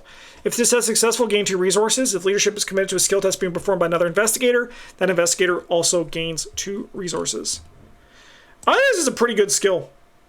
I think I'm going to put it in great. It's between great and good for me, but I'm going to put it in great. It does feel very good to play. But I think, like, unless you're in the deck that, like, is going hard on this, I hate the 2 experience cost. But, I mean, most of the time when you're doing this, you're probably playing some sort of plan with it. Like, for me personally, I would rather pay 1 extra experience to do Stand Together. But Leadership is still a very great card. That's just me being a little bit being a little bit nitpicky about it. But I still think it's great. So we're gonna round up and put in a great, because while I'm between good and great, I think I'm closer to great than I am good. All right, we have the Dream Diaries. So we got the upgraded versions of the stuff from that Dream Diary we saw ages ago, back at the start of this video, all the way down here. They all do a similar thing where now the essence of the dream, which is that repeatable unexpected courage that gets set aside whenever you use it. They now get additional icons depending on certain things, and the essence of the dream now comes into your hand when your turn begins if it's set aside. So Dreams of an Explorer is if you're at a location with at least 4 shroud, it gets 2 more wild icons. Madman, while you're engaged with an enemy, it gains wild. And then Dream Diary, Dreams of a Child, at least 8 cards. You get 8 cards in hand, it gets wild. So these are probably the researched cards that require the least foresight in order to make them do good things. And for that reason, they are very good. I wish they were unique, just from like a pure balancing reasons, because it always feels a little bit nutty to get 2 of them in play, and you get like a free +6 to one of your tests, and that might not sound like worth it for 6 experience, but you're not paying 6 experience. You're shrewd analyzing this card because you don't care what you get 99% of the time, and I think that's like pretty. I mean, you need to find 2 of them, but you're a seeker, so it's really easy. But I think generally all of these cards are, I would call them probably fantastic.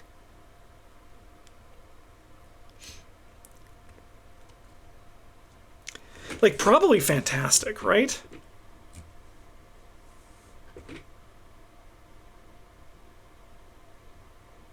Okay, I'm going to put the hand size one in great. I'm going to put the Shroud one into fantastic, and I'm going to put the enemy one into great as well. I think there is a dividing line. I think the Shroud one is just generally the one that's the easiest to hit. But I think the other ones are good. I'm just going to divvy them up like that. So we're going to put Shroud, Explorer, and Fantastic, and we're going to put Madman and Child into great. But the cards are all very, very, very strong. Haste! Haste is a very fun card. So this is a 3-cost, 2 experience, rogue asset, takes up the spell slot. It's a ritual. Limit 1 per investigator as a reaction after you perform the same type of action twice in a row. Exhaust haste. Take another action of that type again. Types include activate, engage, evade, fight, investigate, move, play, resource, and draw. All right, let me ask a question to all you wonderful people out there in chat land. Do you think that it was intended or not intended for, when they were designing this card and playtesting it, that lockpicks counted at both an activate and an investigate action? Just as an example. Do you think that was intended, or do you think that was something that came out after, and then they were like, oh shit, I guess that is actually how this card works? That's what I've always been curious about. Because I don't think it like warps the card too much. I think what it actually does is I think it actually makes the card more fun. So I think if it was intended, that's awesome. If it was unintended, I think that was a happy little oversight that made the card more enjoyable to play with because of that. I think that I'm going to put this card up here into great. I think that Haste is a very fun card to play with. I think it can be a really enjoyable dance to do. I think it's better than good. I do think it's better than good. Even though I think it's between good and great, I do think that it's an enjoyable time. We love ourselves some Haste. It's always fun to see people popping off with it.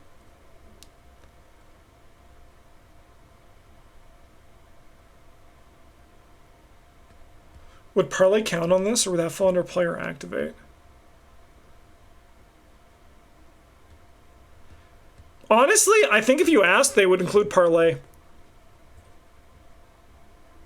I think parlay would count under this. I think it should. I think it should.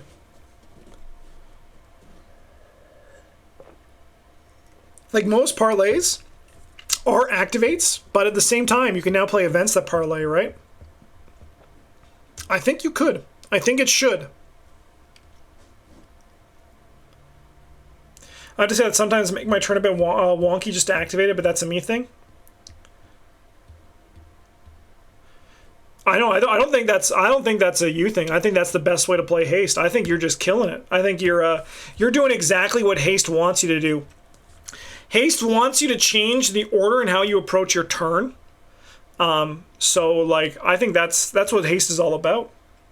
Arkham Librarian includes... sorry, I agree, Arkham Librarian. I don't know why I started that. But include means that other actions are possible. I agree with that as well. Types include. It would have said, like, action types are... Yeah. I think parlay counts 100%. Daredevil, level 2. It's a rogue skill, commits for a wild, fortune practice. After you commit Daredevil to a skill test, reveal cards on the top of your deck. Until you reveal a rogue skill, you can commit to this test. Commit it. Shuffle each other reveal card back into your deck. I think this card is fine. I think it's fun as hell. Slight spoilers, even though it is going live. Oh, look at this drawing my wife made. There's a frog on it. She did do it for her grade 2 art class to show them an example, and for some reason I just love it more than anything. Anyways, some slight spoilers for Eric's Dream Eaters run, but I am playing Daredevil and 3 aces in my Winifred deck, and I'm having a good time spinning the wheel. I love the gambling that comes with it, but I think Daredevil 2 is kind of just fine. It's not actually good. I think there's use cases for it, but overall, it's kind of just fine. Okay, we have the Empower Selves. A Myriad card in the Mystic class, takes up an Arcane slot, and it has... Dude, my house is shaking from the construction right now. 2 experience. This is crazy. Alright, we have... Myriad, limit 1 Empower Self stamina per deck. Same for Alacrity. Same for Acuity. Up to 3 Empower Self cards take up a single Arcane slot. Anytime a card effect requires you to use Brain instead of Book, you may ignore that aspect of that effect. And as a Lightning Bolt, you can exhaust Empower Self to get +2 Book. This works the same for Foot and Fist. So, even though I regret playing Empower Self more than I enjoy it, I still think the card is actually just fine. I think you need to be in a very hyper-specific build for it to really, like, do its thing. And can I just ask why? Is it a skill issue on my part? You can be honest if it's a skill issue, like if I just suck. But why is it that I only draw the Foot one when I play Empower Self? Dude, this is crazy. One second, I want to see what these MFers are doing. I think that, like, there's the right builds for Empower Self, but I think overall it's going to be more fine than it is actually good. I think there's times where, like, you can combine it with Lucid Dreaming, get some stuff done, but overall, I think Empower Self is kind of just fine. On to Twila Katherine Price. So she is a 3-cost rogue ally. 3-cost mystic ally. You can tell it's been a long time talking about cards. I'm starting to mix up the classes. I'm going colorblind and cross-eyed. So this is a 3-cost mystic asset. 3 experience, 6 of the ally slot. She soaks for 1 and 2. As a reaction, after you spend 1 or more charges from a spell asset, exhaust Twila Katherine Price. Place 1 charge on that asset. I think she is a great card, and we're going to put her up here. I have some ideas looking at all this, I have some ideas for our next draft run when we do Survivor. I have some thoughts, and we're going to see how it goes. But, yeah, she's a great card that I always forget exists. I actually agree with that as well. But she does a lot of things to make it so that the Mystic class's weaknesses, in terms of their spell assets, are kind of nullified a bit, which I really appreciate. I do think I need to play her more. She also has great art. The artist did a fantastic job with that art. I think she's a great card, though. She's a great ally in the Mystic class. A Glimmer of Hope. This is a myriad card in the Survivor class. It's a 1-cost event, level 0, commits for a wild. A Glimmer of Hope can only be played from your discard pile. Add all copies of Glimmer of Hope in your discard pile to your hand. So the idea is that you commit these to cards, and then you to tests, and then you spend a resource to get 3 of them back into your hand. I mostly play this in Min. Patrice also is not terrible, but I think there's better options for her resources and her actions. Actually, honestly, it's probably pretty bad in Patrice. I think that Glimmer of Hope is kind of just a fine card, though. So that's where I'm going to put it. Is there another use case for it that I'm forgetting? Because I know in Min, they're Unexpected Courages. Oh, Ashcan Pete. Ashcan Pete is where I like to play it. You could also play it in Wendy, but I think Wendy doesn't care too much about it. Like Ashcan Pete and Min are probably the best use cases for it. But the problem is Min and Ashcan Pete, it's kind of just outclassed now a little bit. I like it for Xanatos. Yeah, I can see that being the case too. Expeditious Retreat. This is a 1 experience survivor skill. Commits for a foot. Max 1 committed per skill test. While Expeditious Retreat is committed during a basic evade action, it gains foot in the text. If this test is successful by 2 or more, you may automatically evade another enemy at your location. I'm going to put it in good. It's an evade card that I'll actually play in like certain campaigns, and I think the value of it is pretty nice. It gives you a big boost. It solves multiple enemies. Like Lightfoot, I think is also probably a good card. Looking back at it, I don't know what I gave it. Probably a 3. I'm gonna wager. I'm actually curious. I want to quickly check. Welcome to a video where Justin gets sidetracked because he's curious about if his opinions are consistent. I gave Lightfoot a 3. Yep. And I'd probably give Expeditious Retreat a 3 as well, so that falls into good for the tier list for that.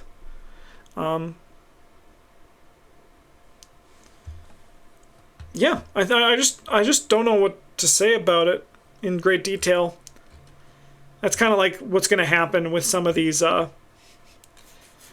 cards. I'm just like, it's good. It's great in Forgotten Age.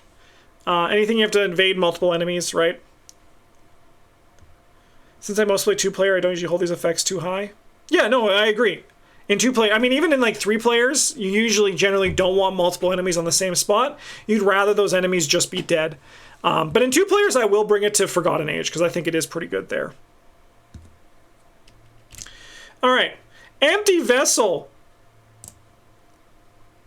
We have another bonded card. So Empty Vessel down here. It is a 1-cost 4 experience Guardian card. Takes up the accessory slot, Item Relic Blessed. Limit 1 per deck, uses 0 charges. After you defeat an enemy, place 1 charge on Empty Vessel. As a lightning bolt, if there are at least 3 charges on Empty Vessel, search your bonded cards for Wish Eater and swap it with Empty Vessel. Moving all charges from Empty Vessel to Wish Eater. Wish Eater is a reaction when you reveal a Mythos symbol, coined by a Stu Dunsparce. He gets a royalty check every time I say it. During a skill test, spend 1 charge. Cancel that Chaos token, heal 1 damage, and 1 horror. If Wish Eater has no charges, search your bonded cards for Empty Vessel and swap it with it. So basically, for Mythos tokens, which are Skulls, Cultists, Tablets, and Squids, you can cancel 3 of them essentially and heal some damage and horror. With all that said, this card reads really well, but I think it's like, it's a 1-of in the Guardian class. It's 4 experience, so it's on the higher end. And it's one of those things where it's like harder to trigger. So I'm kind of just curious of where I'm going to live for this card personally. I think the card's good, though. I'm going to put it in good. I'm kind of between good and fine, to be honest, but I think the card is actually pretty good. Yeah,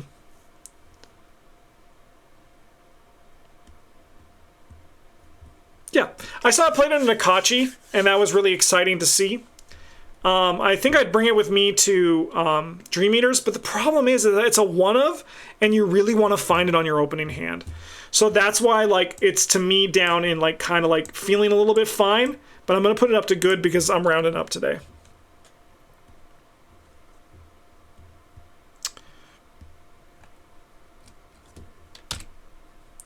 Surprising find. This is one experience Seeker card. It's a skill, Fortune Research Myriad, so you get 3 copies, or up to 3. When you search your deck and surprising find is among the search cards put into play in your play area, you must commit to the next eligible skill test you perform. If this test is successful, draw 1 card, max 1 research ability per search. I'll be honest with you guys, I don't know why this is 1 experience. I feel like this should be 0, if like, because I think actually Astounding Revelation, he's hiding behind me right now. Do you remember this guy, Shocked Rabbi? I think it's like better than this card. I'm going to put this card down in fine.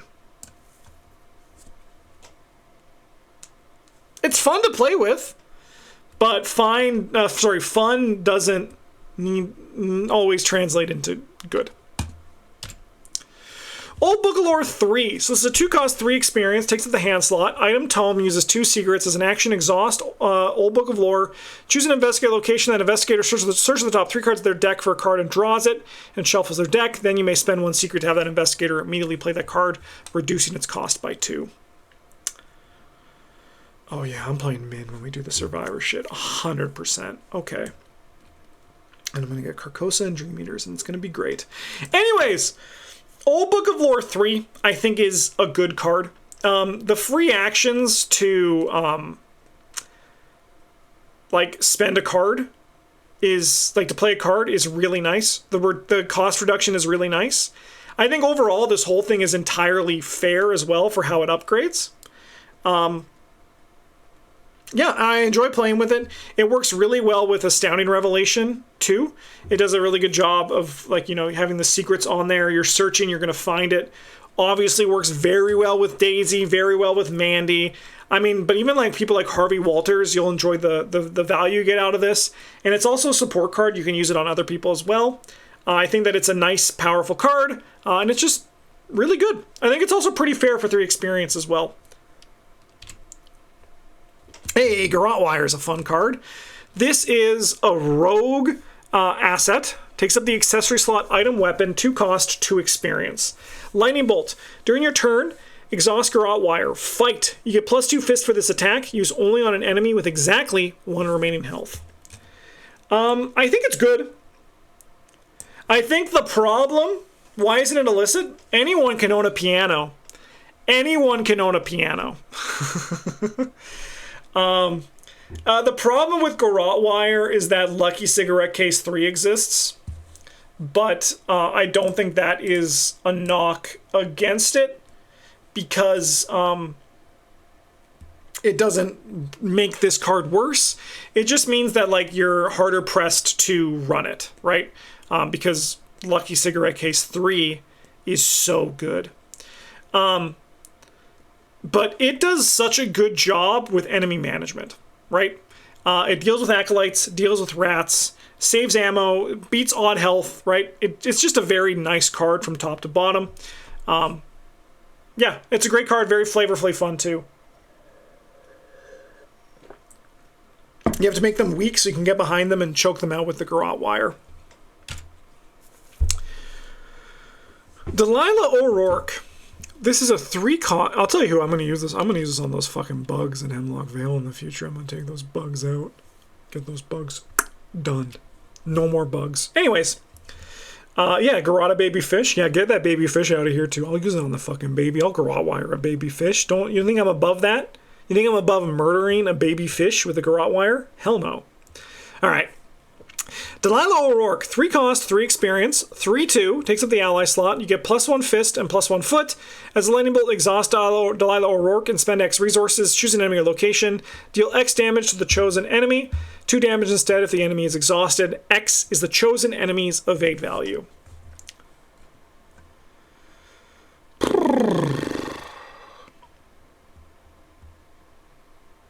Okay.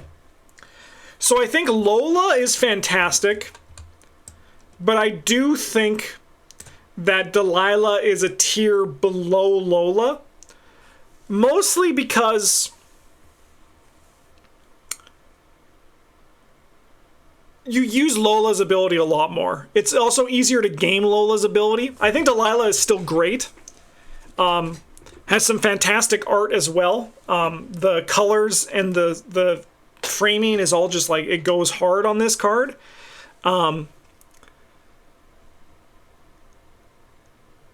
But, you know, my opinions on the art don't do anything for making the card go into fantastic. I think that it's one of those things that it's really good, but at the same time, in a lot of times when you are playing a fighter, you can actually probably survive, like a fighter rogue, you can probably actually survive with Lonnie Ritter and then eventually get to Delilah. It's not as much of an urgent thing. And like, while Delilah can deal out good damage, it's one of those, it's not something that you want to like hope on being your plan for finding that damage and getting their consistency. Yeah. And it's just one of those things that you feel the cost more because it's just a lot easier to gain Lola's ability than it is to gain Delilah's ability. But they're still both great allies. But I do think that Lola Santiago is a tier above Delilah.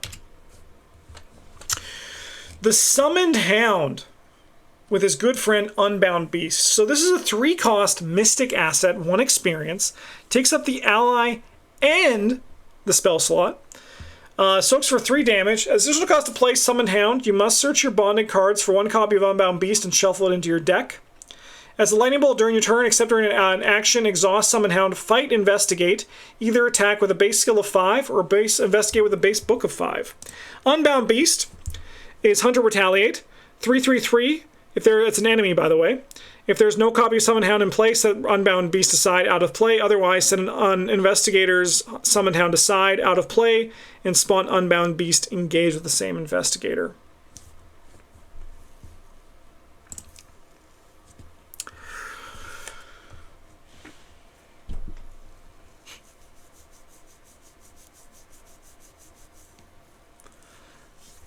I like Summoned Hound. I think the flavor on this card is insane. I guess you could just kill the dog before the evil version shows up. But to me, from my spike-ass perspective, I'm only playing Summoned Hound if I can cheat this motherfucker into play so I don't need to do his Unbound Beast part, you know? Because, like, the chances of it are so low. But, like, I play him, get an Investigate next turn, I draw a card, whoop, dog's mad. And I know the chances of that are relatively low, but it's one of those things where I feel like this card needs to be played with the idea of cheating into play. Because I do agree. I think that cheating into play, what you're saying, Astute, is that it is part of the reward as well. What are the ways you can cheat it into play? There's obviously a chance encounter, level 2. There's more, though, right? There's more ways to cheat it into play. What are other ways to cheat this guy into play? Another great guy for Charlie Kane, by the way. Archaic Glyphs. Sleight of Man. Yeah, the Archaic Glyphs can do it. Can the Hyperphysical Shitcaster do it?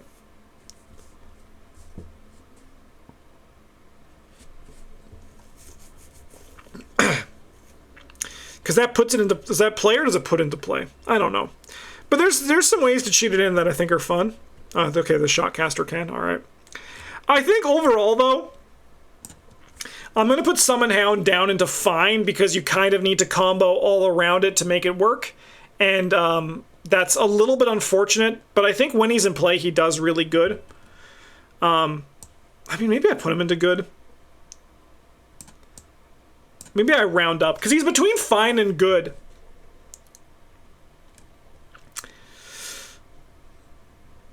The can't? Okay, the Shotcaster can't. I'm going to put it into fine, though. I think I'm going to put him into fine.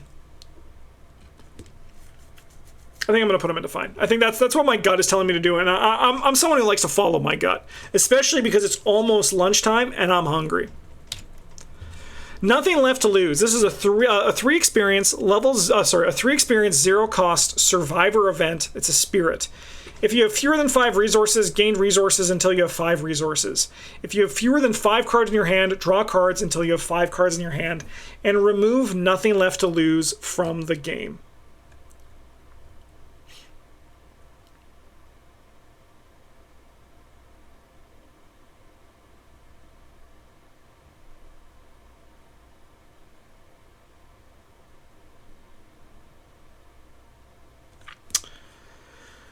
If you can't tell, I'm currently highlighting both Fantastic and Great because I'm deciding where this card's going to go between these two tiers.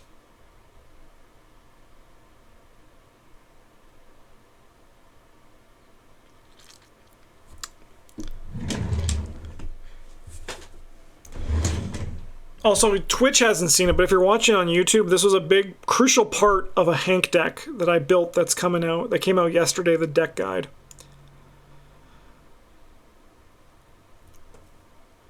I think I'm going to put this card in Fantastic. I think that this is probably one of the best cards I rarely play.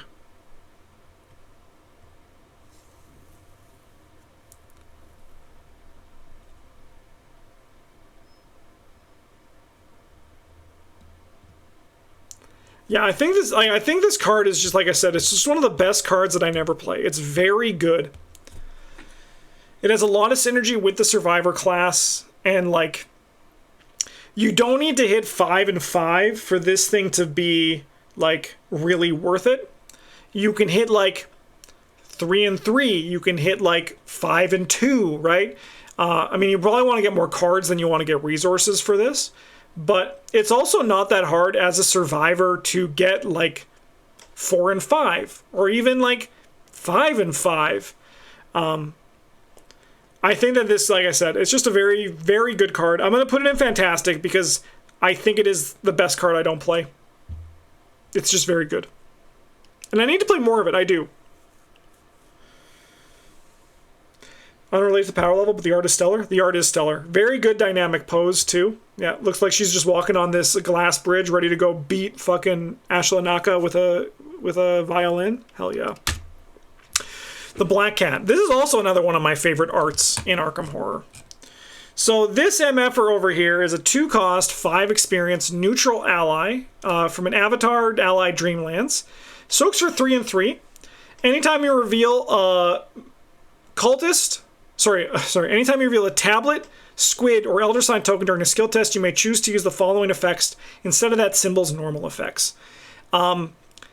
Its tablet is now -1. The Black Cat takes 1 direct damage. The squid is now -1. The Black Cat takes 1 direct horror. And the Elder Sign is +5. Heal all damage and horror from the Black Cat.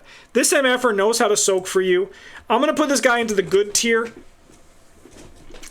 He's just very expensive XP-wise, but I think he is a good card.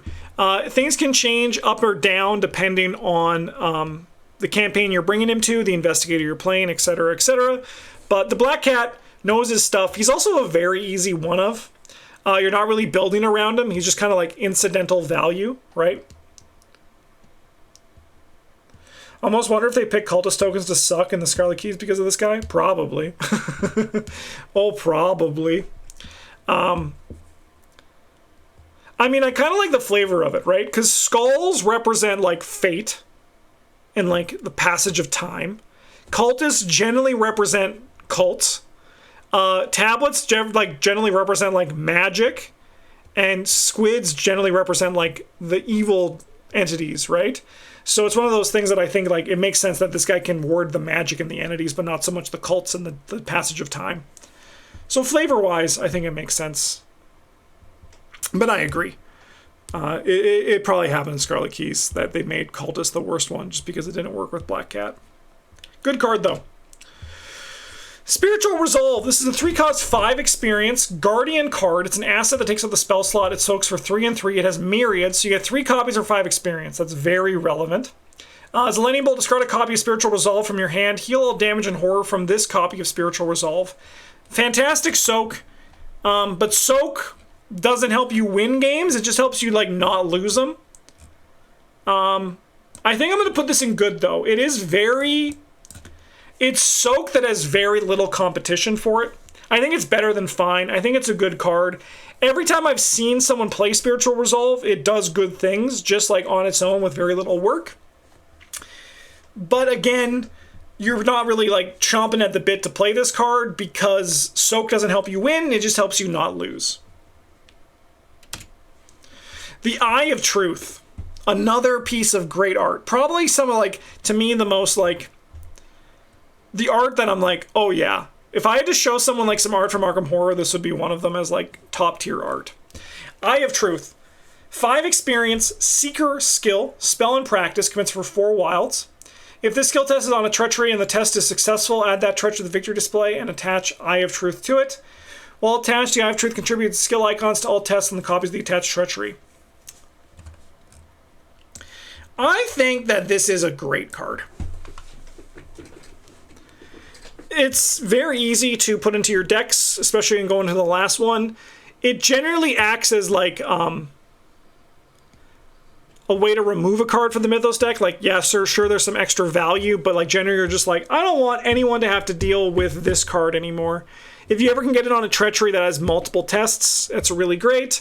I think that this is just like a really nice, strong card that you're usually always happy to play and always happy to just like put into your deck. It's very easy to play. It's very easy to put in. Usually you'll just throw it in because you're like, yeah, fuck it, I'll play a 1 of Eye of Truth, why not? I think it's a great card. Joey the Rat Vigil. This is a 2-cost, 3 experience rogue asset. Takes up the ally slot, ally criminal. Soaks for 3 and 2, spend 1 resource, choose an item asset from your hand and play it, paying its cost, and then lightning bolt, discard an item asset from play, gain 2 resources. I think Joey the Rat is a good ally. I think he has decks where you play him in, but I think he's generally only played in those decks. His payoff is kind of more fun than it is good, but I think there's some cool things you can do. And I think Joey the Rat he's a good guy, even though he is looking out for number 1. And fantastic soak for his cost. Amen. If you haven't played like a Joey the Rat Bob deck, I highly suggest it. If you haven't played like a gun deck with Tony Morgan and Joey the Rat, also really fun. Really good guy. I highly suggest you give him a shot if you haven't. He's just a good card. Okay, Sawed-Off Shotgun. This is a 3-cost, 5 experience rogue asset. Takes up the hand slot. Item, weapon, firearm, illicit. Uses 2 ammo. Spend 1 ammo, fight. Instead of its standard damage, this attack deals 1 damage for each point you succeed by, to a minimum of 1 to a maximum of 6. If you fail and would damage another investigator, this attack deals 1 damage per point you fail by, to a minimum of 1 to a maximum of 6. Whew, I am getting tired. But we're here to talk about Sawed-Off Shotgun. We're actually almost done too, so I can push through this last little bit. Anyways.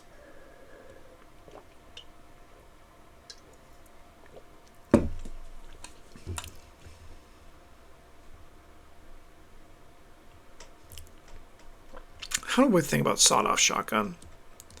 I think it's good. I think it's a good card for sure.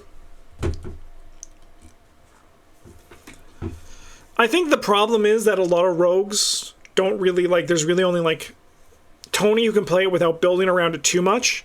You can do it with other rogues for sure, you just have to build around it a little bit more. It's the kind of stuff that, like, I mean, maybe it's fine. You know what? Maybe I'm going to put it down to fine.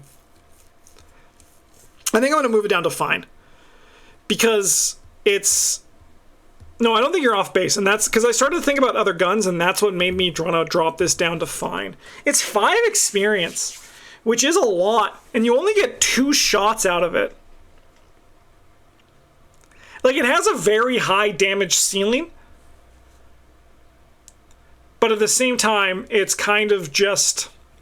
It requires a lot of pieces to really, like, pop off, and you're not really wanting that from a 5 experience card, and that is kind of my summary for, like, cards that require a lot to get there. So I think Sawed-Off Shotgun, I'm going to put in the fine. I played it in a Tony deck that was really good. That video actually just went live on the channel recently, and it was kind of glorious, but it's not... I think it's good on the high end. It's potentially even great, but I think just most of the time, you're going to look at this card and be like, I don't really want to play this because it's a lot of work to make it. It's a lot of work to make it work, right? Mind's Eye. This is a 3-cost, 2 experience Mystic asset that takes up 2 spell slots. It has Myriad, so you get 3 copies. It uses 3 secrets.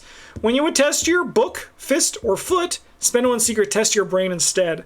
As a lightning bolt, discard a copy of Mind's Eye from your hand, place 2 secrets on this copy of Mind's Eye. I think this card is kind of just fine. However, I did play it in a Patrice deck, and it was insanely good. Obviously, like, Patrice is kind of the place you're going to play this card in. I hope we get another investigator that can really make this shine. Maybe Parallel Daisy with her original back would want to use something like this. But I think the problem with Mind's Eye is just that 2 arcane slots.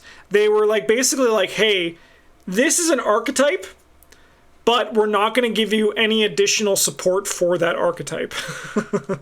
Right? Like, it kind of feels like there's no one else besides Patrice who would want to play this consistently, right? Or is not using their arcane slots for better things. So I think we're going to put Mind's Eye down in the fine tier.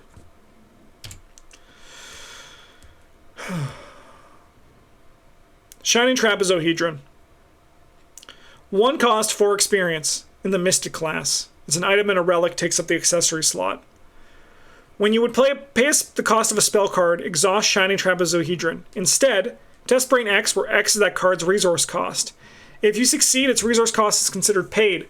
If you fail, cancel the playing of that card without paying any of its cost, including its action cost. For the remainder of the round, you could not play copies of that card. Down into the pits. Down into the pit with you. Travis gave a big reason for why this card sucks so much.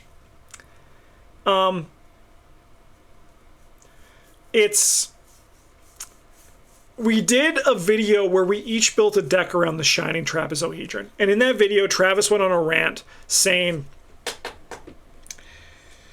Shining Trapezohedron eats up the spaces of too many things, right? You want to be able to boost your brain because your cards are dependent on playing these things. Which means that you cannot... Holy Rosary is now having some contention with this slot. Holy Rosary or the Crystal Pendulum, right?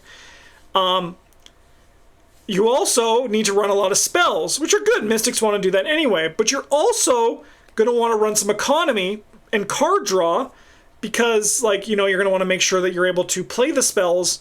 And sometimes you're going to want to be able to play the spells because you don't want to lose the value of potentially, like, say you really got to play a Shriveling. I'm not going to use my Shining Trapezohedron. Most of the time, you're going to look at your spells and be like, I don't think I actually want to play the Trapezohedron with this, like, play the spell with the Trapezohedron, because if I fail, which could happen, I'm out of luck, so I need to, like, actually have a plan for it.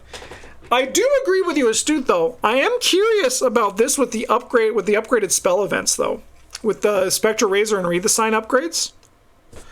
I'm here too. Don't forget about me. Sorry, Ethereal Form. You're not. I wonder if that is a home for this. And I'm going to give that a shot, because that does sound kind of interesting. All right, our last bonded card is Nightmare Bauble. So this is a one cost, 3 experience survivor asset. It takes the accessory slot. It's a limit 1 per deck. Forced, after Nightmare Bauble enters play, search your bonded cards for 3 copies of Dream Parasite and attach them to Nightmare Bauble. When Nightmare Bauble leaves play, set each attached Dream Parasite aside out of play.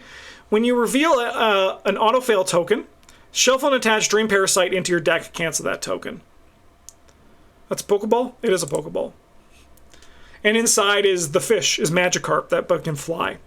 Dream Parasite is a neutral skill. It's a weakness that commits for 2 wild, but it reduces the icon. And when it's in your hand, you must commit to the next skill test you perform if able. And its icons subtract instead of adding, and it takes 1 damage and 1 hurt if you fail. I think this card is good. Auto-fail cancellation is really nice, and honestly, the Dream Parasite is a pretty negligible weakness. The problem is, though, is that it's not that exciting to play, but it is good. It is a good card. It's just not that exciting to play. So that's why, like, a lot of people generally don't touch it too much, I'd wager. Because, I mean, canceling auto-fails is a nice effect, right? This reminds me of the Travis quote, I don't think you can ever fail at all at this point. That was our Blind Innsmouth when I played Silas, right? That deck was insane. I could basically choose the Mythos card that I drew. I had so much fail mitigation. I was unstoppable against the Mythos. Yeah. It was like the...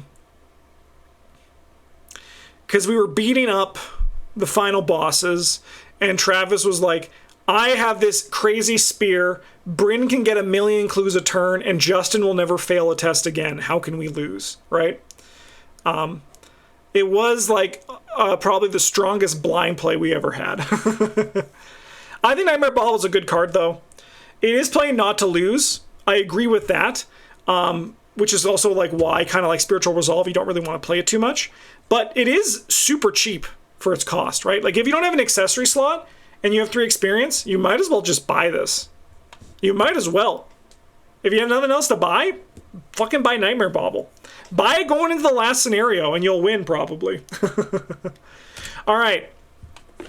Last card we have here is a Survivor card, Scavenging, level 2, 1 cost, 2 books, talent. As a reaction, after you successfully investigate by 2 or more, exhaust Scavenging, choose an item card in your discard pile and either add it to your hand or play it, paying its cost. This card was also tabooed, right? Were both of them tabooed to be up to experience? So now it's 2 and 4.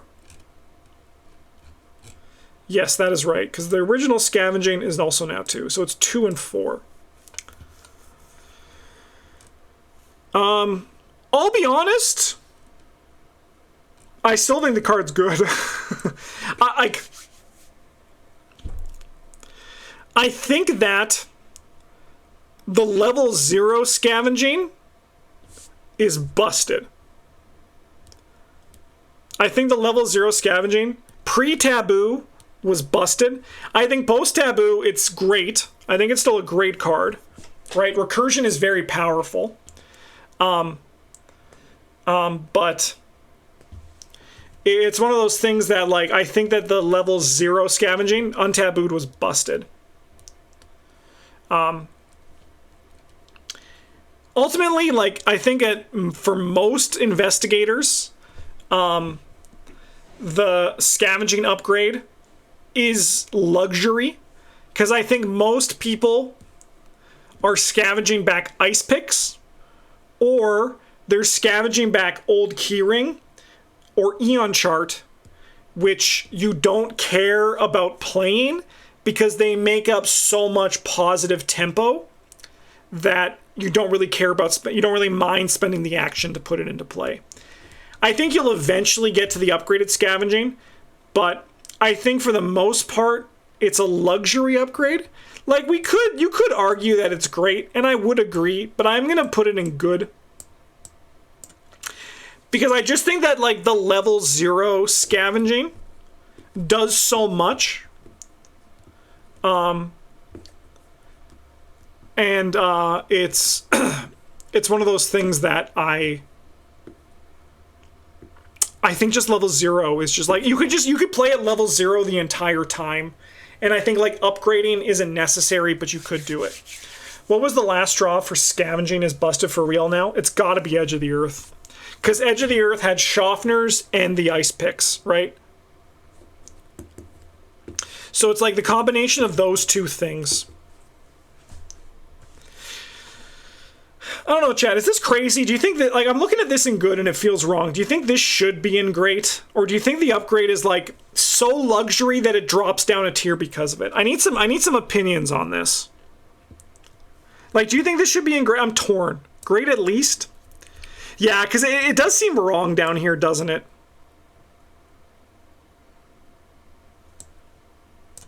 Yeah, and then also, like, yeah, no, that is true. Because, like, Edge of the Earth was, like, it's busted, it's bad, and then Shed a Light, Old Keyring, Daryl was like, oh, fuck, this card is a problem, right?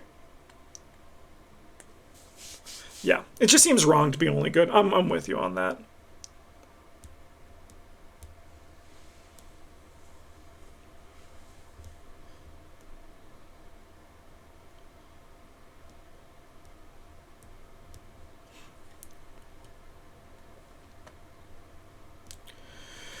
Yeah.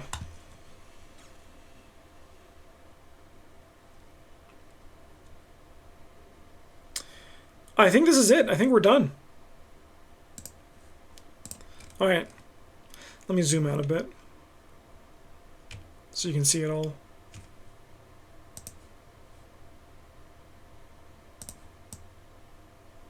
Here we go. All right. So, down in the I regret playing this tier. Again, I think that Stargazing is above these ones, but I think the card is actually the most definition of a card I regret playing.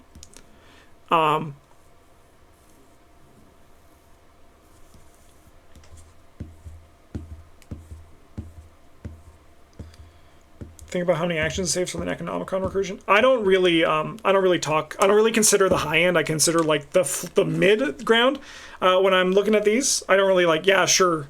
I think, yeah, it's probably better to scavenge with the level 2 for the Necronomicon, but that's like one deck when I'm just looking at it as a whole, when most scavenging decks are using Ice Picks and Old Keyrings 3 because they're just like better and less experience. Maybe not anymore. Old Keyrings are expensive. But Shed a Light's such a good fucking card, man. Onto the fine cards here. We got a lot of good stuff. Things that are better in certain builds, things that are kind of just always kind of fine, things that you upgrade out of. Onto our good cards. These are cards that are generally probably going to, like, you're happy to play the whole time, or you're Travis and you're just really good at Scroll Prophecies, even though I can't fathom it. We have some great cards here, and then we have Busted and Fantastic as well. I think this does hold true, though, to what I said at the start of the video, where, like, Dream Eater's problem for a limited collection, if you're playing with like only a few, is that there's a lot of good cards, but there's a lot of cards that also just like are kind of just there. They're like, they do cool things, but they usually require a lot of pieces from a lot of different stuff to really get there. I think Dream Eaters is a very nice player card expansion, but if it's like, would I recommend it for your second expansion? No. It's probably like, once you get like your 4th or 5th expansion, Dream Eaters goes hard. But like, if you go core set, Dunwich, Dream Eaters, I think you're going to have a lot worse of a time than you're going to think because of that. So, sweet. Another re-rank in the books. In September, October, around then, I'm going to be doing Innsmouth because that's when the repackage comes. And then I think I've re-ranked everything, which is crazy. Which is just absolutely crazy. If you enjoyed this video, please let me know down in the comments. Thank you so much for watching, everybody. Have a good one, and as always, GG's.